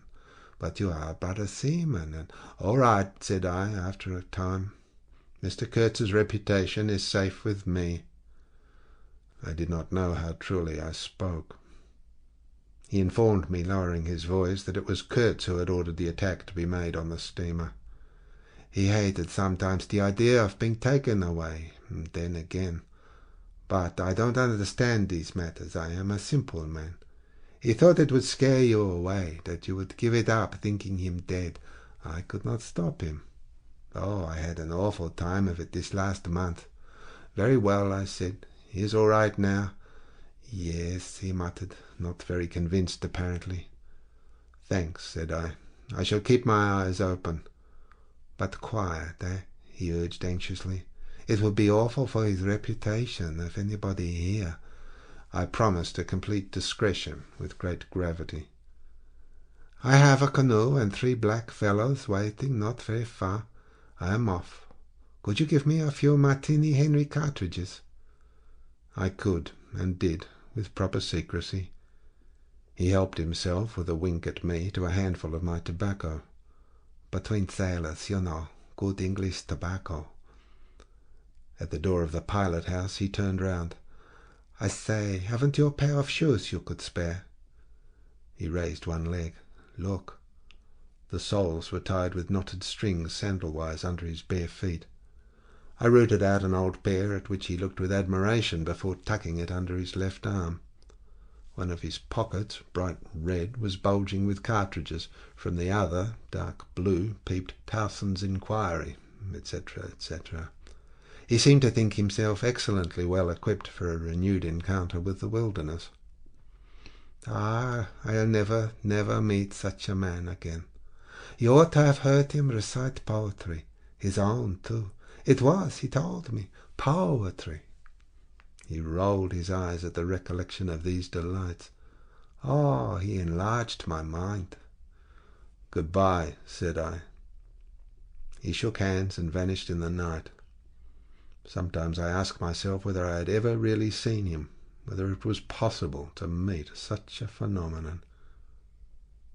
When I woke up, shortly after midnight, his warning came to my mind with its hint of danger that seemed, in the starred darkness, real enough to make me get up for the purpose of having a look round. On the hill a big fire burned, illuminating fitfully a crooked corner of the station house. One of the agents, with a picket of a few of our blacks armed for the purpose, was keeping guard over the ivory, but deep within the forest red gleams that wavered, that seemed to sink and rise from the ground amongst confused columnar shapes of intense blackness, showed the exact position of the camp where Mr. Kurtz's adorers were keeping their uneasy vigil.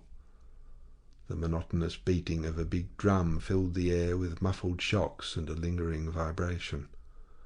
A steady droning sound of many men chanting, each to himself some weird incantation, came from out the black, flat wall of the woods as the humming of bees comes out of a hive, and had a strange narcotic effect upon my half-awake senses. I believe I dozed off leaning over the rail, till an abrupt burst of yells, an overwhelming outbreak of a pent-up and mysterious frenzy, woke me up in a bewildered wonder.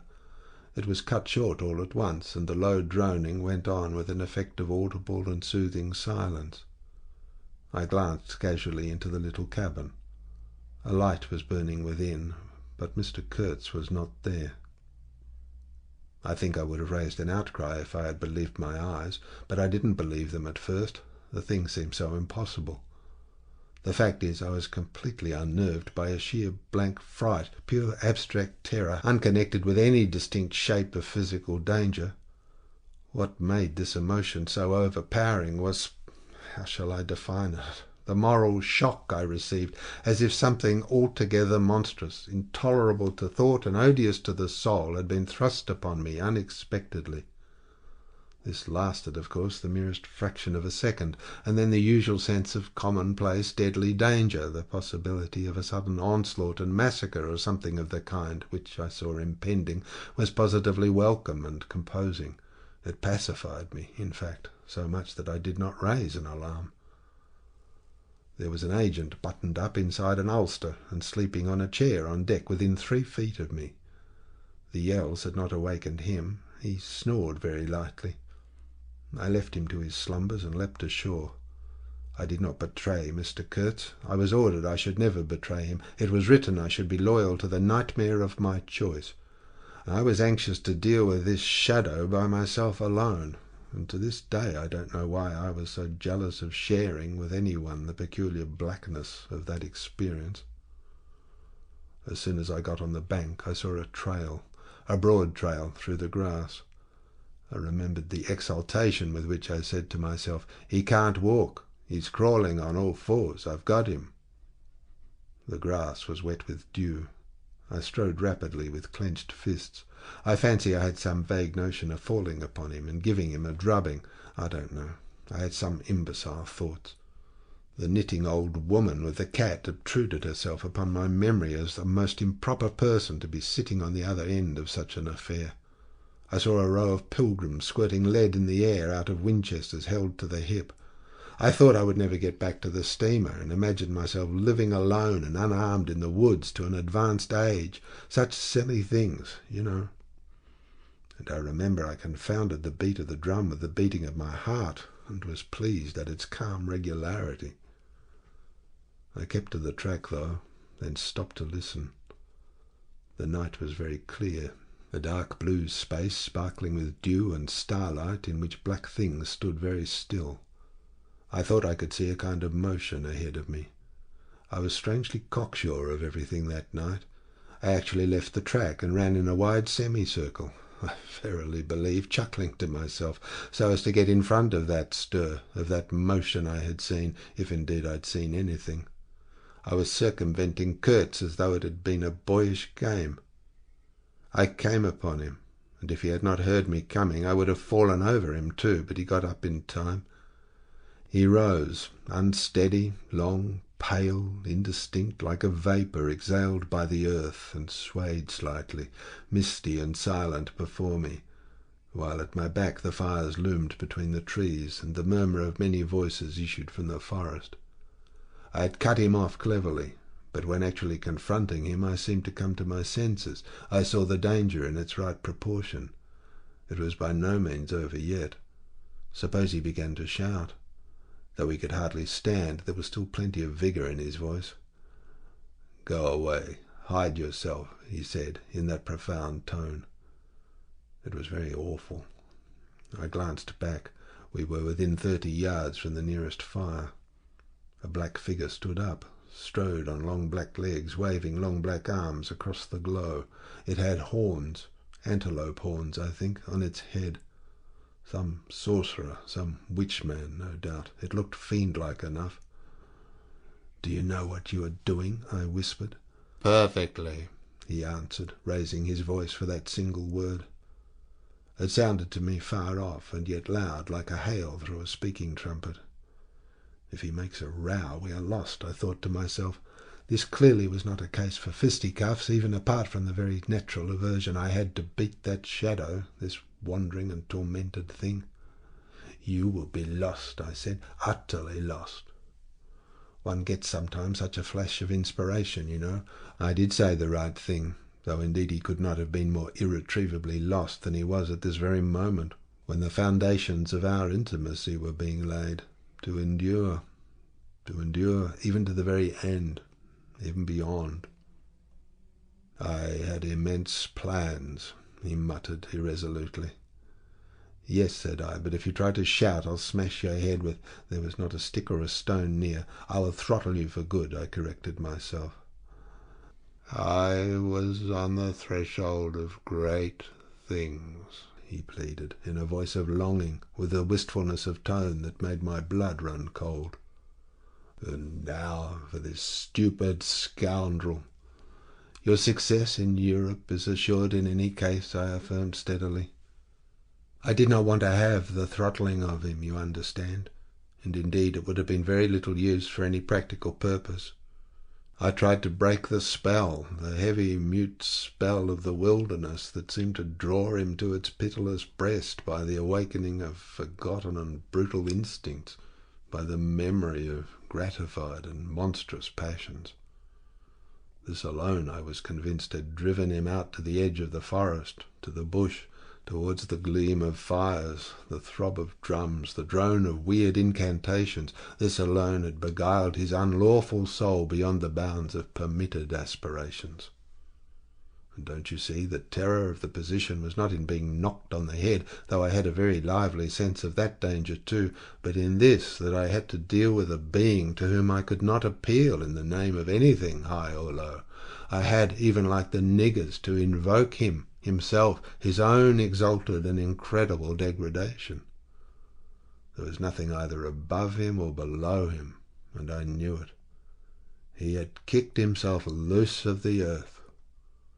Confound the man, he had kicked the very earth to pieces. He was alone, and I before him did not know whether I stood on the ground or floated in the air.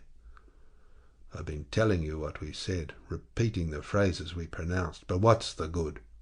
They were common, everyday words, the familiar, vague sounds exchanged on every waking day of life, but what of that?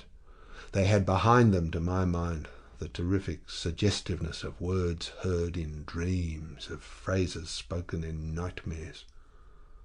Soul. If anybody ever struggled with a soul, I am the man. And I wasn't arguing with a lunatic either. Believe me or not, his intelligence was perfectly clear, concentrated, it is true, upon himself with horrible intensity, yet clear. And therein was my only chance, barring, of course, the killing him there and then, which wasn't so good on account of unavoidable noise. But his soul was mad. Being alone in the wilderness, it had looked within itself, and by heavens, I tell you, it had gone mad. I had, for my sins, I suppose, to go through the ordeal of looking into it myself. No eloquence could have been so withering to one's belief in mankind as his final burst of sincerity. He struggled with himself too. I saw it, I heard it. I saw the inconceivable mystery of a soul that knew no restraint, no faith, and no fear, yet struggling blindly with itself. I kept my head pretty well, but when I had him at last stretched on the couch, I wiped my forehead while my legs shook under me as though I had carried 1/2 a ton on my back down that hill. And yet I had only supported him, his bony arm clasped round my neck, and he was not much heavier than a child. End of Chapter 3, Part 1. Chapter 3, Part 2. When next day we left at noon, the crowd, of whose presence behind the curtain of trees I had been acutely conscious all the time, flowed out of the woods again, filled the clearing, covered the slope with a mass of naked, breathing, quivering, bronze bodies. I steamed up a bit, then swung downstream, and 2,000 eyes followed the evolutions of the splashing, thumping, fierce river demon beating the water with its terrible tail and breathing black smoke into the air. In front of the first rank along the river, 3 men, plastered with bright red earth from head to foot, strutted to and fro restlessly. When we came abreast again, they faced the river, stamped their feet, nodded their horned heads, swayed their scarlet bodies. They shook towards the fierce river demon a bunch of black feathers, a mangy skin with a pendant tail, something that looked like a dried gourd. They shouted periodically together strings of amazing words that resembled no sounds of human language, and the deep murmurs of the crowd, interrupted suddenly, were like the responses of some satanic litany. We had carried Kurtz into the pilot-house. There was more air there. Lying on the couch, he stared through the open shutter. There was an eddy in the mass of human bodies, and the woman with helmeted head and tawny cheeks rushed out to the very brink of the stream. She put out her hands, shouted something, and all that wild mob took up the shout in a roaring chorus of articulated, rapid, breathless utterance. "Do you understand this?" I asked.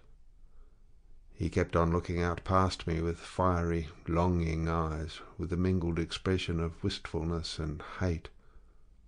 He made no answer, but I saw a smile of indefinable meaning, appear on his colourless lips that a moment after twitched convulsively. "Do I not?" he said slowly, gasping as if the words had been torn out of him by a supernatural power. I pulled the string of the whistle, and I did this because I saw the pilgrims on deck getting out their rifles with an air of anticipating a jolly lark. At the sudden screech there was a movement of abject terror through that wedged mass of bodies. Don't you frighten them away!" cried someone on deck disconsolately. I pulled the string time after time. They broke and ran. They leapt, they crouched, they swerved, they dodged the flying terror of the sound. The 3 red chaps had fallen flat, face down on the shore, as though they had been shot dead. only the barbarous and superb woman did not so much as flinch, and stretched tragically her bare arms after us over the sombre and glittering river. And then that imbecile crowd down on the deck started their little fun, and I could see nothing more for smoke. The brown current ran swiftly out of the heart of darkness, bearing us down towards the sea with twice the speed of our upward progress, and Kurtz's life was running swiftly too, ebbing out of his heart into the sea of inexorable time. The manager was very placid. He had no vital anxieties now. He took us both in with a comprehensive and satisfied glance. The affair had come off well, as far as could be wished. I saw the time approaching when I would be left alone of the party of unsound method. The pilgrims looked upon me with disfavour. I was, so to speak, numbered with the dead. It is strange how I accepted this unforeseen partnership, this choice of nightmares forced upon me in the tenebrous land invaded by these mean and greedy phantoms.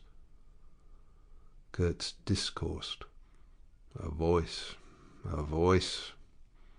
It rang deep to the very last. It survived his strength to hide in the magnificent folds of eloquence the barren darkness of his heart. Oh, he struggled. The wastes of his weary brain were haunted by shadowy images now, images of wealth and fame revolving obsequiously round his inextinguishable gift of noble and lofty expression. My intended, my station, my career, my ideas, these were the subjects for the occasional utterances of elevated sentiments. The shade of the original Kurtz frequented the bedside of the hollow sham, whose fate it was to be buried presently in the mould of primitive earth. But both the diabolic love and the unearthly hate of the mysteries it had penetrated fought for the possession of that soul, satiated with primitive emotions, avid of lying fame, of sham distinction, of all the appearances of success and power. Sometimes he was contemptibly childish. He desired to have kings meet him at railway stations on his return from some ghastly nowhere, where he intended to accomplish great things. You show them that you have in you something that is really profitable, and then there will be no limits to the recognition of your ability, he would say. Of course, you must take care of the motives, right motives, always.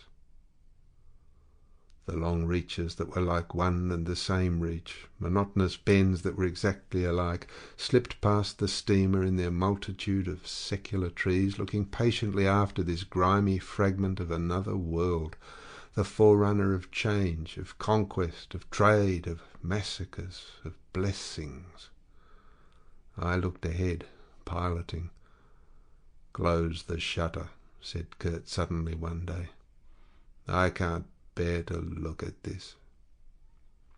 I did so. There was silence. "Oh, but I will wring your heart yet," he cried at the invisible wilderness. We broke down, as I had expected, and had to lie up for repairs at the head of an island. This delay was the first thing that shook Kurtz's confidence. One morning he gave me a packet of papers and a photograph, the lot tied together with a shoestring. "Keep this for me," he said. "The noxious fool," meaning the manager, "is capable of prying into my boxes when I'm not looking." In the afternoon I saw him. He was lying on his back with closed eyes, and I withdrew quietly. But I heard him mutter, "Live rightly. Die. Die." I listened. There was nothing more. Was he rehearsing some speech in his sleep, or was it a fragment of a phrase from some newspaper article? He had been writing for the papers, and meant to do so again, for the furthering of my ideas. It's a duty. His was an impenetrable darkness. I looked at him as you peer down at a man who is lying at the bottom of a precipice where the sun never shines. but I had not much time to give him, because I was helping the engine driver to take to pieces the leaky cylinders, to straighten a bent connecting rod, and in other such matters. I lived in an infernal mess of rust, filings, nuts, bolts, spanners, hammers, ratchet drills, things I abominate because I don't get on with them. I tended the little forge we fortunately had aboard. I toiled wearily in a wretched scrap heap, unless I had the shakes too bad to stand. One evening, coming in with a candle, I was startled to hear him say, a little tremulously, "I am lying here in the dark, waiting for death." The light was within a foot of his eyes. I forced myself to murmur, "Oh, nonsense," and stood over him, as if transfixed. Anything approaching the change that came over his features I've never seen before, and hope never to see again. Oh, I wasn't touched, I was fascinated. It was as though a veil had been rent. I saw on that ivory face the expression of sombre pride, of ruthless power, of craven terror, and of an intense and hopeless despair. Did he live his life again in every detail of desire, temptation, and surrender during that supreme moment of complete knowledge? He cried in a whisper at some image, at some vision. He cried out twice, a cry that was no more than a breath. The horror, the horror. I blew the candle out and left the cabin. The pilgrims were dining in the mess room, and I took my place opposite the manager, who lifted his eye to give me a questioning glance, which I successfully ignored. He leant back, serene, with that peculiar smile of his sealing the unexpressed depths of his meanness. A continuous shower of small flies streamed upon the lamp, upon the cloth, upon our hands and faces. Suddenly the manager's boy put his insolent black head in the doorway and said in a tone of scathing contempt, "Mr. Kurtz, he dead." All the pilgrims rushed out to see. I remained and went on with my dinner. I believe I was considered brutally callous. However, I did not eat much. There was a lamp in there, light, don't you know? And outside it was so beastly, beastly dark. I went no more near the remarkable man who had pronounced a judgment upon the adventures of his soul on this earth. The voice was gone. What else had been there? But I am of course aware that next day the pilgrims buried something in a muddy hole. And then they very nearly buried me. However, as you see, I did not go to join Kurtz there and then. I did not. I remained to dream the nightmare out to the end, and to show my loyalty to Kurtz once more. Destiny, my destiny. Droll thing life is, that mysterious arrangement of merciless logic for a futile purpose. The most you can hope from it is some knowledge of yourself. That comes too late, a crop of unextinguishable regrets. I've wrestled with death. It is the most unexciting contest you can imagine. It takes place in an impalpable greyness, with nothing underfoot, with nothing around, without spectators, without clamour, without glory, without the great desire of victory, without the great fear of defeat, in a sickly atmosphere of tepid scepticism, without much belief in your own right, and still less in that of your adversary. If such is the form of ultimate wisdom, then life is a greater riddle than some of us think it to be. I was within a hair's breadth of the last opportunity for pronouncements, and I found with humiliation that probably I would have nothing to say. This is the reason why I affirm that Kurtz was a remarkable man. He had something to say. He said it.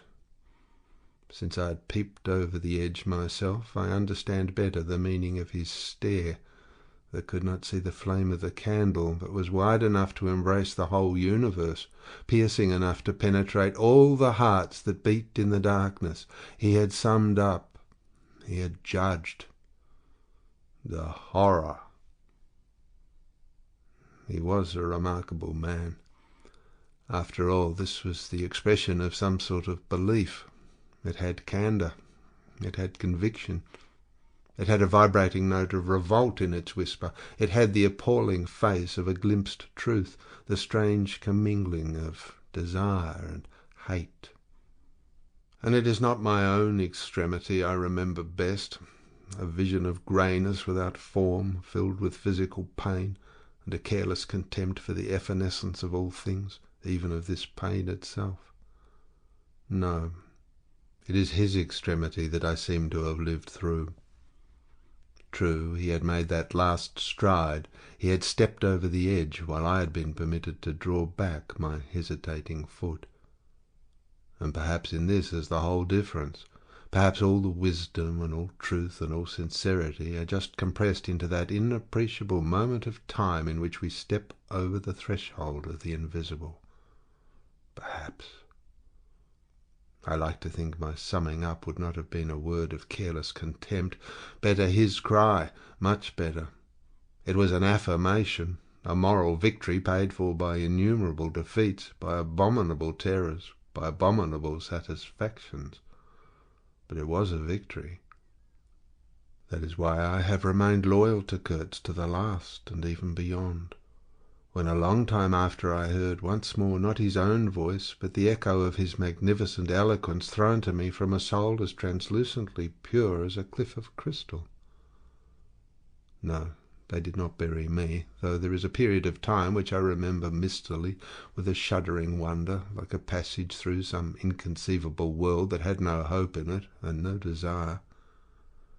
I found myself back in the sepulchral city, resenting the sight of people hurrying through the streets to filch a little money from each other, to devour their infamous cookery, to gulp their unwholesome beer, to dream their insignificant and silly dreams. They trespassed upon my thoughts. They were intruders whose knowledge of life was to me an irritating pretence, because I felt so sure they could not possibly know the things I knew.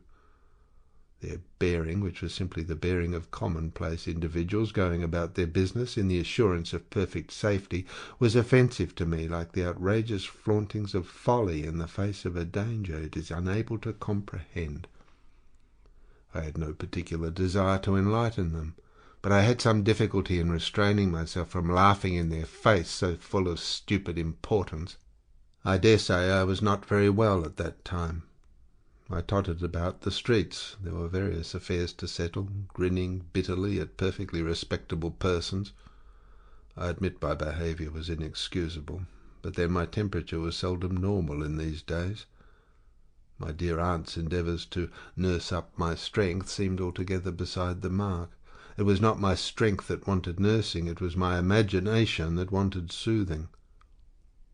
I kept the bundle of papers given me by Kurtz, not knowing exactly what to do with it. His mother had died lately, watched over, as I was told, by his intended. A clean-shaved man with an official manner and wearing gold-rimmed spectacles called on me one day and made inquiries, at first circuitous, afterwards suavely pressing, about what he was pleased to denominate certain documents. I was not surprised, because I had had 2 rows with the manager on the subject out there. I had refused to give up the smallest scrap out of that package, and I took the same attitude with the spectacled man. He became darkly menacing at last, and with much heat argued that the company had the right to every bit of information about its territories. And, said he, Mr. Kurtz's knowledge of unexplored regions must have been necessarily extensive and peculiar, owing to his great abilities and to the deplorable circumstances in which he had been placed, and therefore I assured him Mr. Kurtz's knowledge, however extensive, did not bear upon the problems of commerce or administration. He invoked then the name of science. It would be an incalculable loss if, etc., etc. I offered him the report on the suppression of savage customs, with the postscriptum torn off. He took it up eagerly, but ended by sniffing at it with an air of contempt. "This is not what we had a right to expect," he remarked. "Expect nothing else," I said. "There are only private letters." He withdrew upon some threat of legal proceedings, and I saw him no more, but another fellow, calling himself Kurtz's cousin, appeared 2 days later, and was anxious to hear all the details about his dear relative's last moments. Incidentally, he gave me to understand that Kurtz had been essentially a great musician. There was the making of an immense success, said the man, who was an organist, I believe, with lank grey hair flowing over a greasy coat collar. I had no reason to doubt his statement, and to this day I am unable to say what was Kurtz's profession, whether he ever had any, which was the greatest of his talents. I had taken him for a painter who wrote for the papers, or else for a journalist who could paint, but even the cousin, who took snuff during the interview, could not tell me what he had been exactly. He was a universal genius. On that point I agreed with the old chap, who thereupon blew his nose noisily into a large cotton handkerchief and withdrew in senile agitation, bearing off some family letters and memoranda without importance. Ultimately, a journalist anxious to know something of the fate of his dear colleague turned up. This visitor informed me Kurtz's proper sphere ought to have been politics, on the popular side. He had furry straight eyebrows, bristly hair cropped short, an eyeglass on a broad ribbon, and, becoming expansive, confessed his opinion that Kurtz really couldn't write a bit. But heavens, how that man could talk! He electrified large meetings. He had faith, don't you see? He had the faith. He could get himself to believe anything, anything. He would have been a splendid leader of an extreme party. What party? I asked. Any party, answered the other. He was an extremist. Did I not think so? I assented. Did I know, he asked with a sudden flash of curiosity, what it was that had induced him to go out there? Yes, said I, and forthwith handed him the famous report for publication, if he thought fit. He glanced through it hurriedly, mumbling all the time, judged it would do, and took himself off with this plunder. Thus I was left at last with a slim packet of letters and the girl's portrait. She struck me as beautiful. I mean, she had a beautiful expression. I know that the sunlight can be made to lie, too, yet one felt that no manipulation of light and pose could have conveyed the delicate shade of truthfulness upon those features. She seemed ready to listen without mental reservation, without suspicion, without a thought for herself. I concluded that I would go and give her back her portrait and those letters myself. Curiosity? Yes, and also some other feeling, perhaps. All that had been Kurtz's had passed out of my hands, his soul, his body, his station, his plans, his ivory, his career. There remained only his memory and his intended, and I wanted to give that up too, to the past in a way, to surrender personally all that remained of him with me to that oblivion which is the last word of our common fate. I don't defend myself. I had no clear perception of what it was I really wanted. Perhaps it was an impulse of unconscious loyalty, or the fulfilment of one of those ironic necessities that lurk in the facts of human existence. I don't know. I can't tell. But I went. I thought his memory was like the other memories of the dead that accumulate in every man's life, a vague impress on the brain of shadows that had fallen on it in their swift and final passage. But before the high and ponderous door, between the tall houses of a street as still and decorous as a well-kept alley in a cemetery, I had a vision of him on the stretcher, opening his mouth voraciously, as if to devour all the earth with all its mankind. He lived then before me. He lived as much as he had ever lived, a shadow insatiable of splendid appearances, of frightful realities, a shadow darker than the shadow of the night, and draped nobly in the folds of a gorgeous eloquence.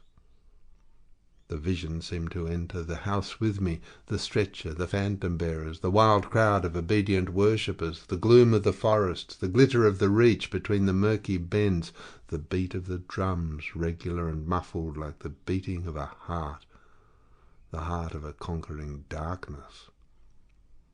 It was a moment of triumph for the wilderness, an invading and vengeful rush which, it seemed to me, I would have to keep back alone for the salvation of another soul.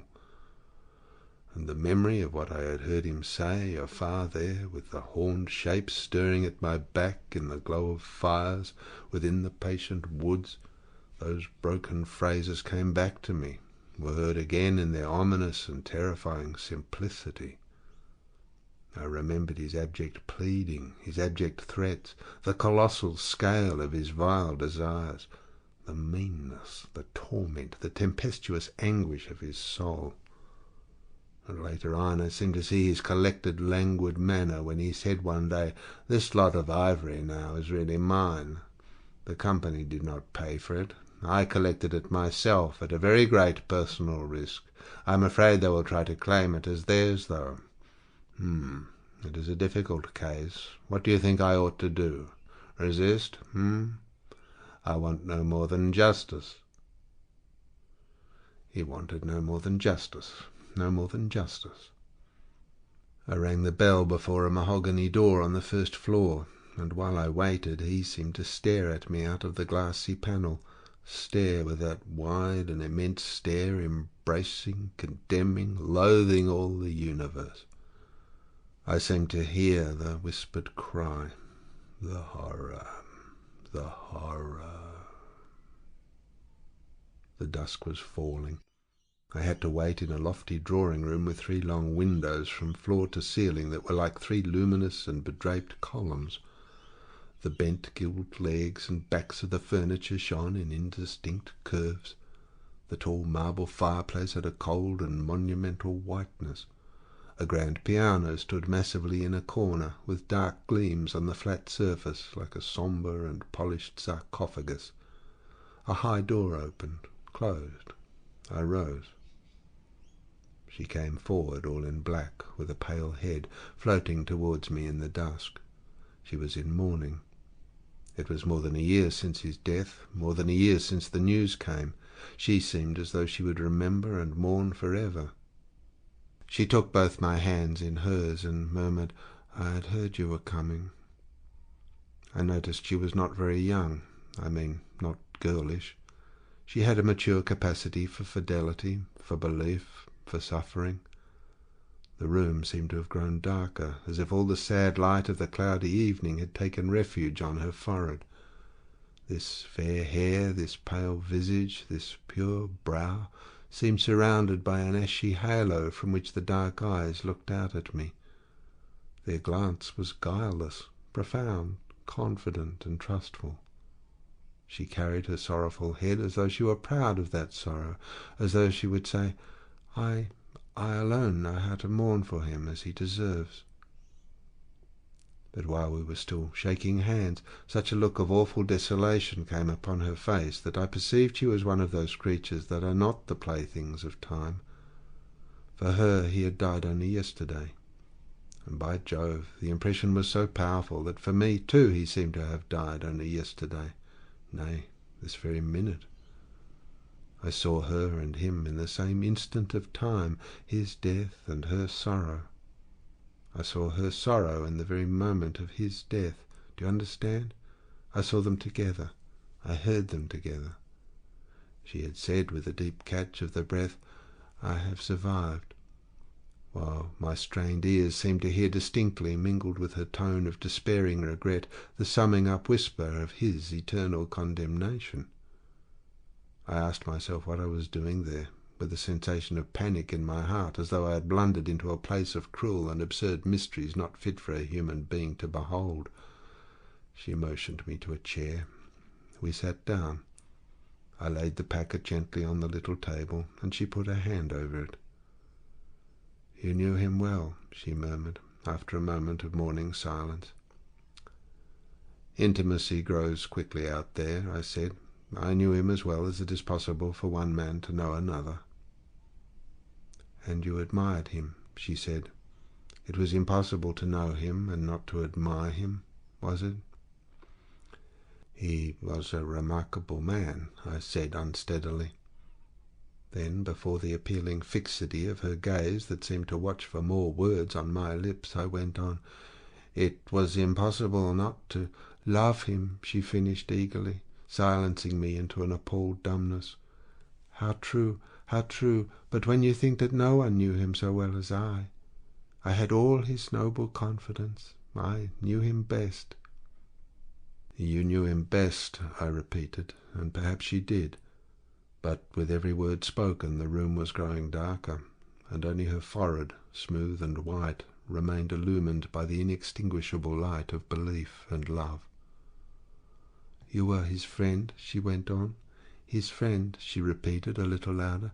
You must have been if he had given you this and sent you to me. I feel I can speak to you, and oh, I must speak. I want you who have heard his last words, to know I have been worthy of him. It is not pride. Yes, I am proud to know I understood him better than anyone on earth. He told me so himself, and since his mother died I have no one to... I listened. The darkness deepened. I was not even sure whether he had given me the right bundle.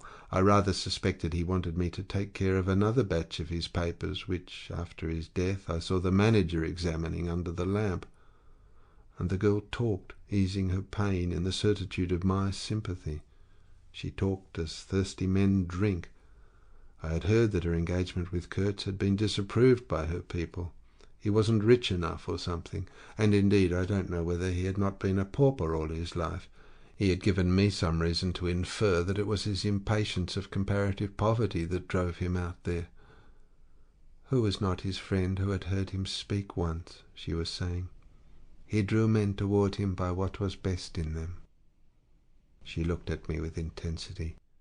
It is the gift of the great, she went on, and the sound of her low voice seemed to have the accompaniment of all the other sounds, full of mystery, desolation, and sorrow, I had ever heard.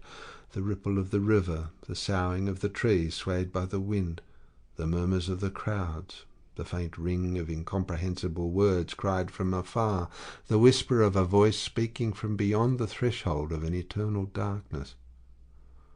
"But you have heard him, you know," she cried.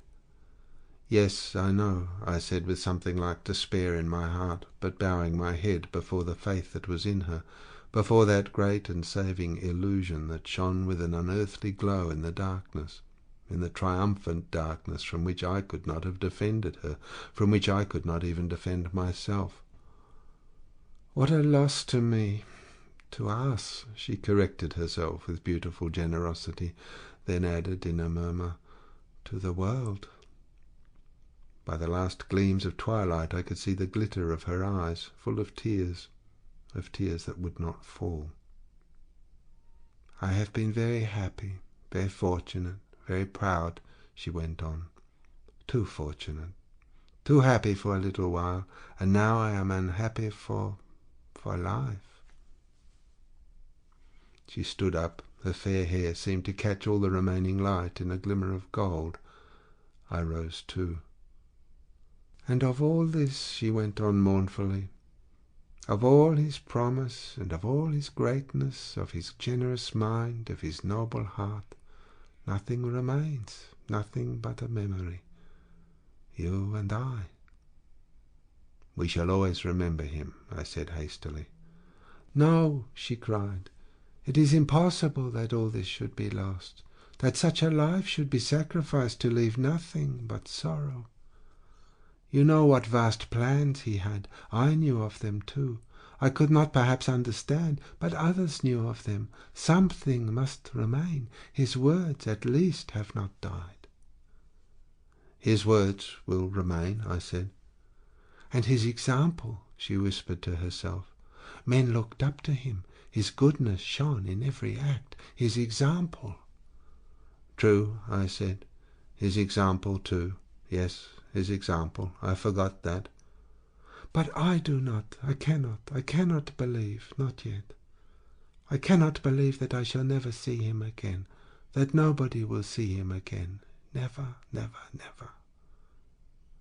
She put out her arms as if after a retreating figure, stretching them back, and with clasped pale hands across the fading and narrow sheen of the window. Never see him! I saw him clearly enough then. I shall see this eloquent phantom as long as I live. and I shall see her too, a tragic and familiar shade, resembling in this gesture another one, tragic also, and bedecked with powerless charms, stretching bare brown arms over the glitter of the infernal stream, the stream of darkness. She said suddenly, very low, "He died as he lived." "His end," said I, with dull anger stirring in me, "was in every way worthy of his life." "And I was not with him," she murmured. My anger subsided before a feeling of infinite pity. "Everything that could be done," I mumbled. "Ah, but I believed in him more than anyone on earth, more than his own mother, more than himself. He needed me. I would have treasured every sigh, every word, every sign, every glance." I felt like a chill grip on my chest. "Don't," I said in a muffled voice. "Forgive me. I have mourned so long in silence, in silence." "You were with him to the last?" "I think of his loneliness. Nobody near to understand him as I would have understood. Perhaps no one to hear." "To the very end," I said shakily. "I heard his very last words." I stopped in a fright. "Repeat them," she murmured in a heartbroken tone. I want something to live with." I was on the point of crying at her, "Don't you hear them?" The dusk was repeating them in a persistent whisper all around us, in a whisper that seemed to swell menacingly like the first whisper of a rising wind. The horror, the horror. "His last word, to live with," she insisted. "Don't you understand? I loved him. I loved him. I loved him." I pulled myself together and spoke slowly. "The last word he pronounced was your name." I heard a light sigh, and then my heart stood still, stopped dead short by an exulting and terrible cry, by the cry of an inconceivable triumph and of unspeakable pain. "I knew it. I was sure." She knew. She was sure. I heard her weeping. She'd hidden her face in her hands. It seemed to me that the house would collapse before I could escape, that the heavens would fall upon my head, but nothing happened. The heavens do not fall for such a trifle. Would they have fallen, I wonder, if I had rendered Kurtz that justice which was his due? Hadn't he said he wanted only justice? But I couldn't. I could not tell her. It would have been too dark altogether. Marlow ceased and sat apart, indistinct and silent, in the pose of a meditating Buddha. Nobody moved for a time. "We've lost the first of the ebb," said the director suddenly. I raised my head. The offing was barred by a black bank of clouds, and the tranquil waterway leading to the uttermost ends of the earth flowed sombre under an overcast sky, seemed to lead into the heart of an immense darkness. End of Heart of Darkness by Joseph Conrad. Thank you for listening. Please like, share, and subscribe.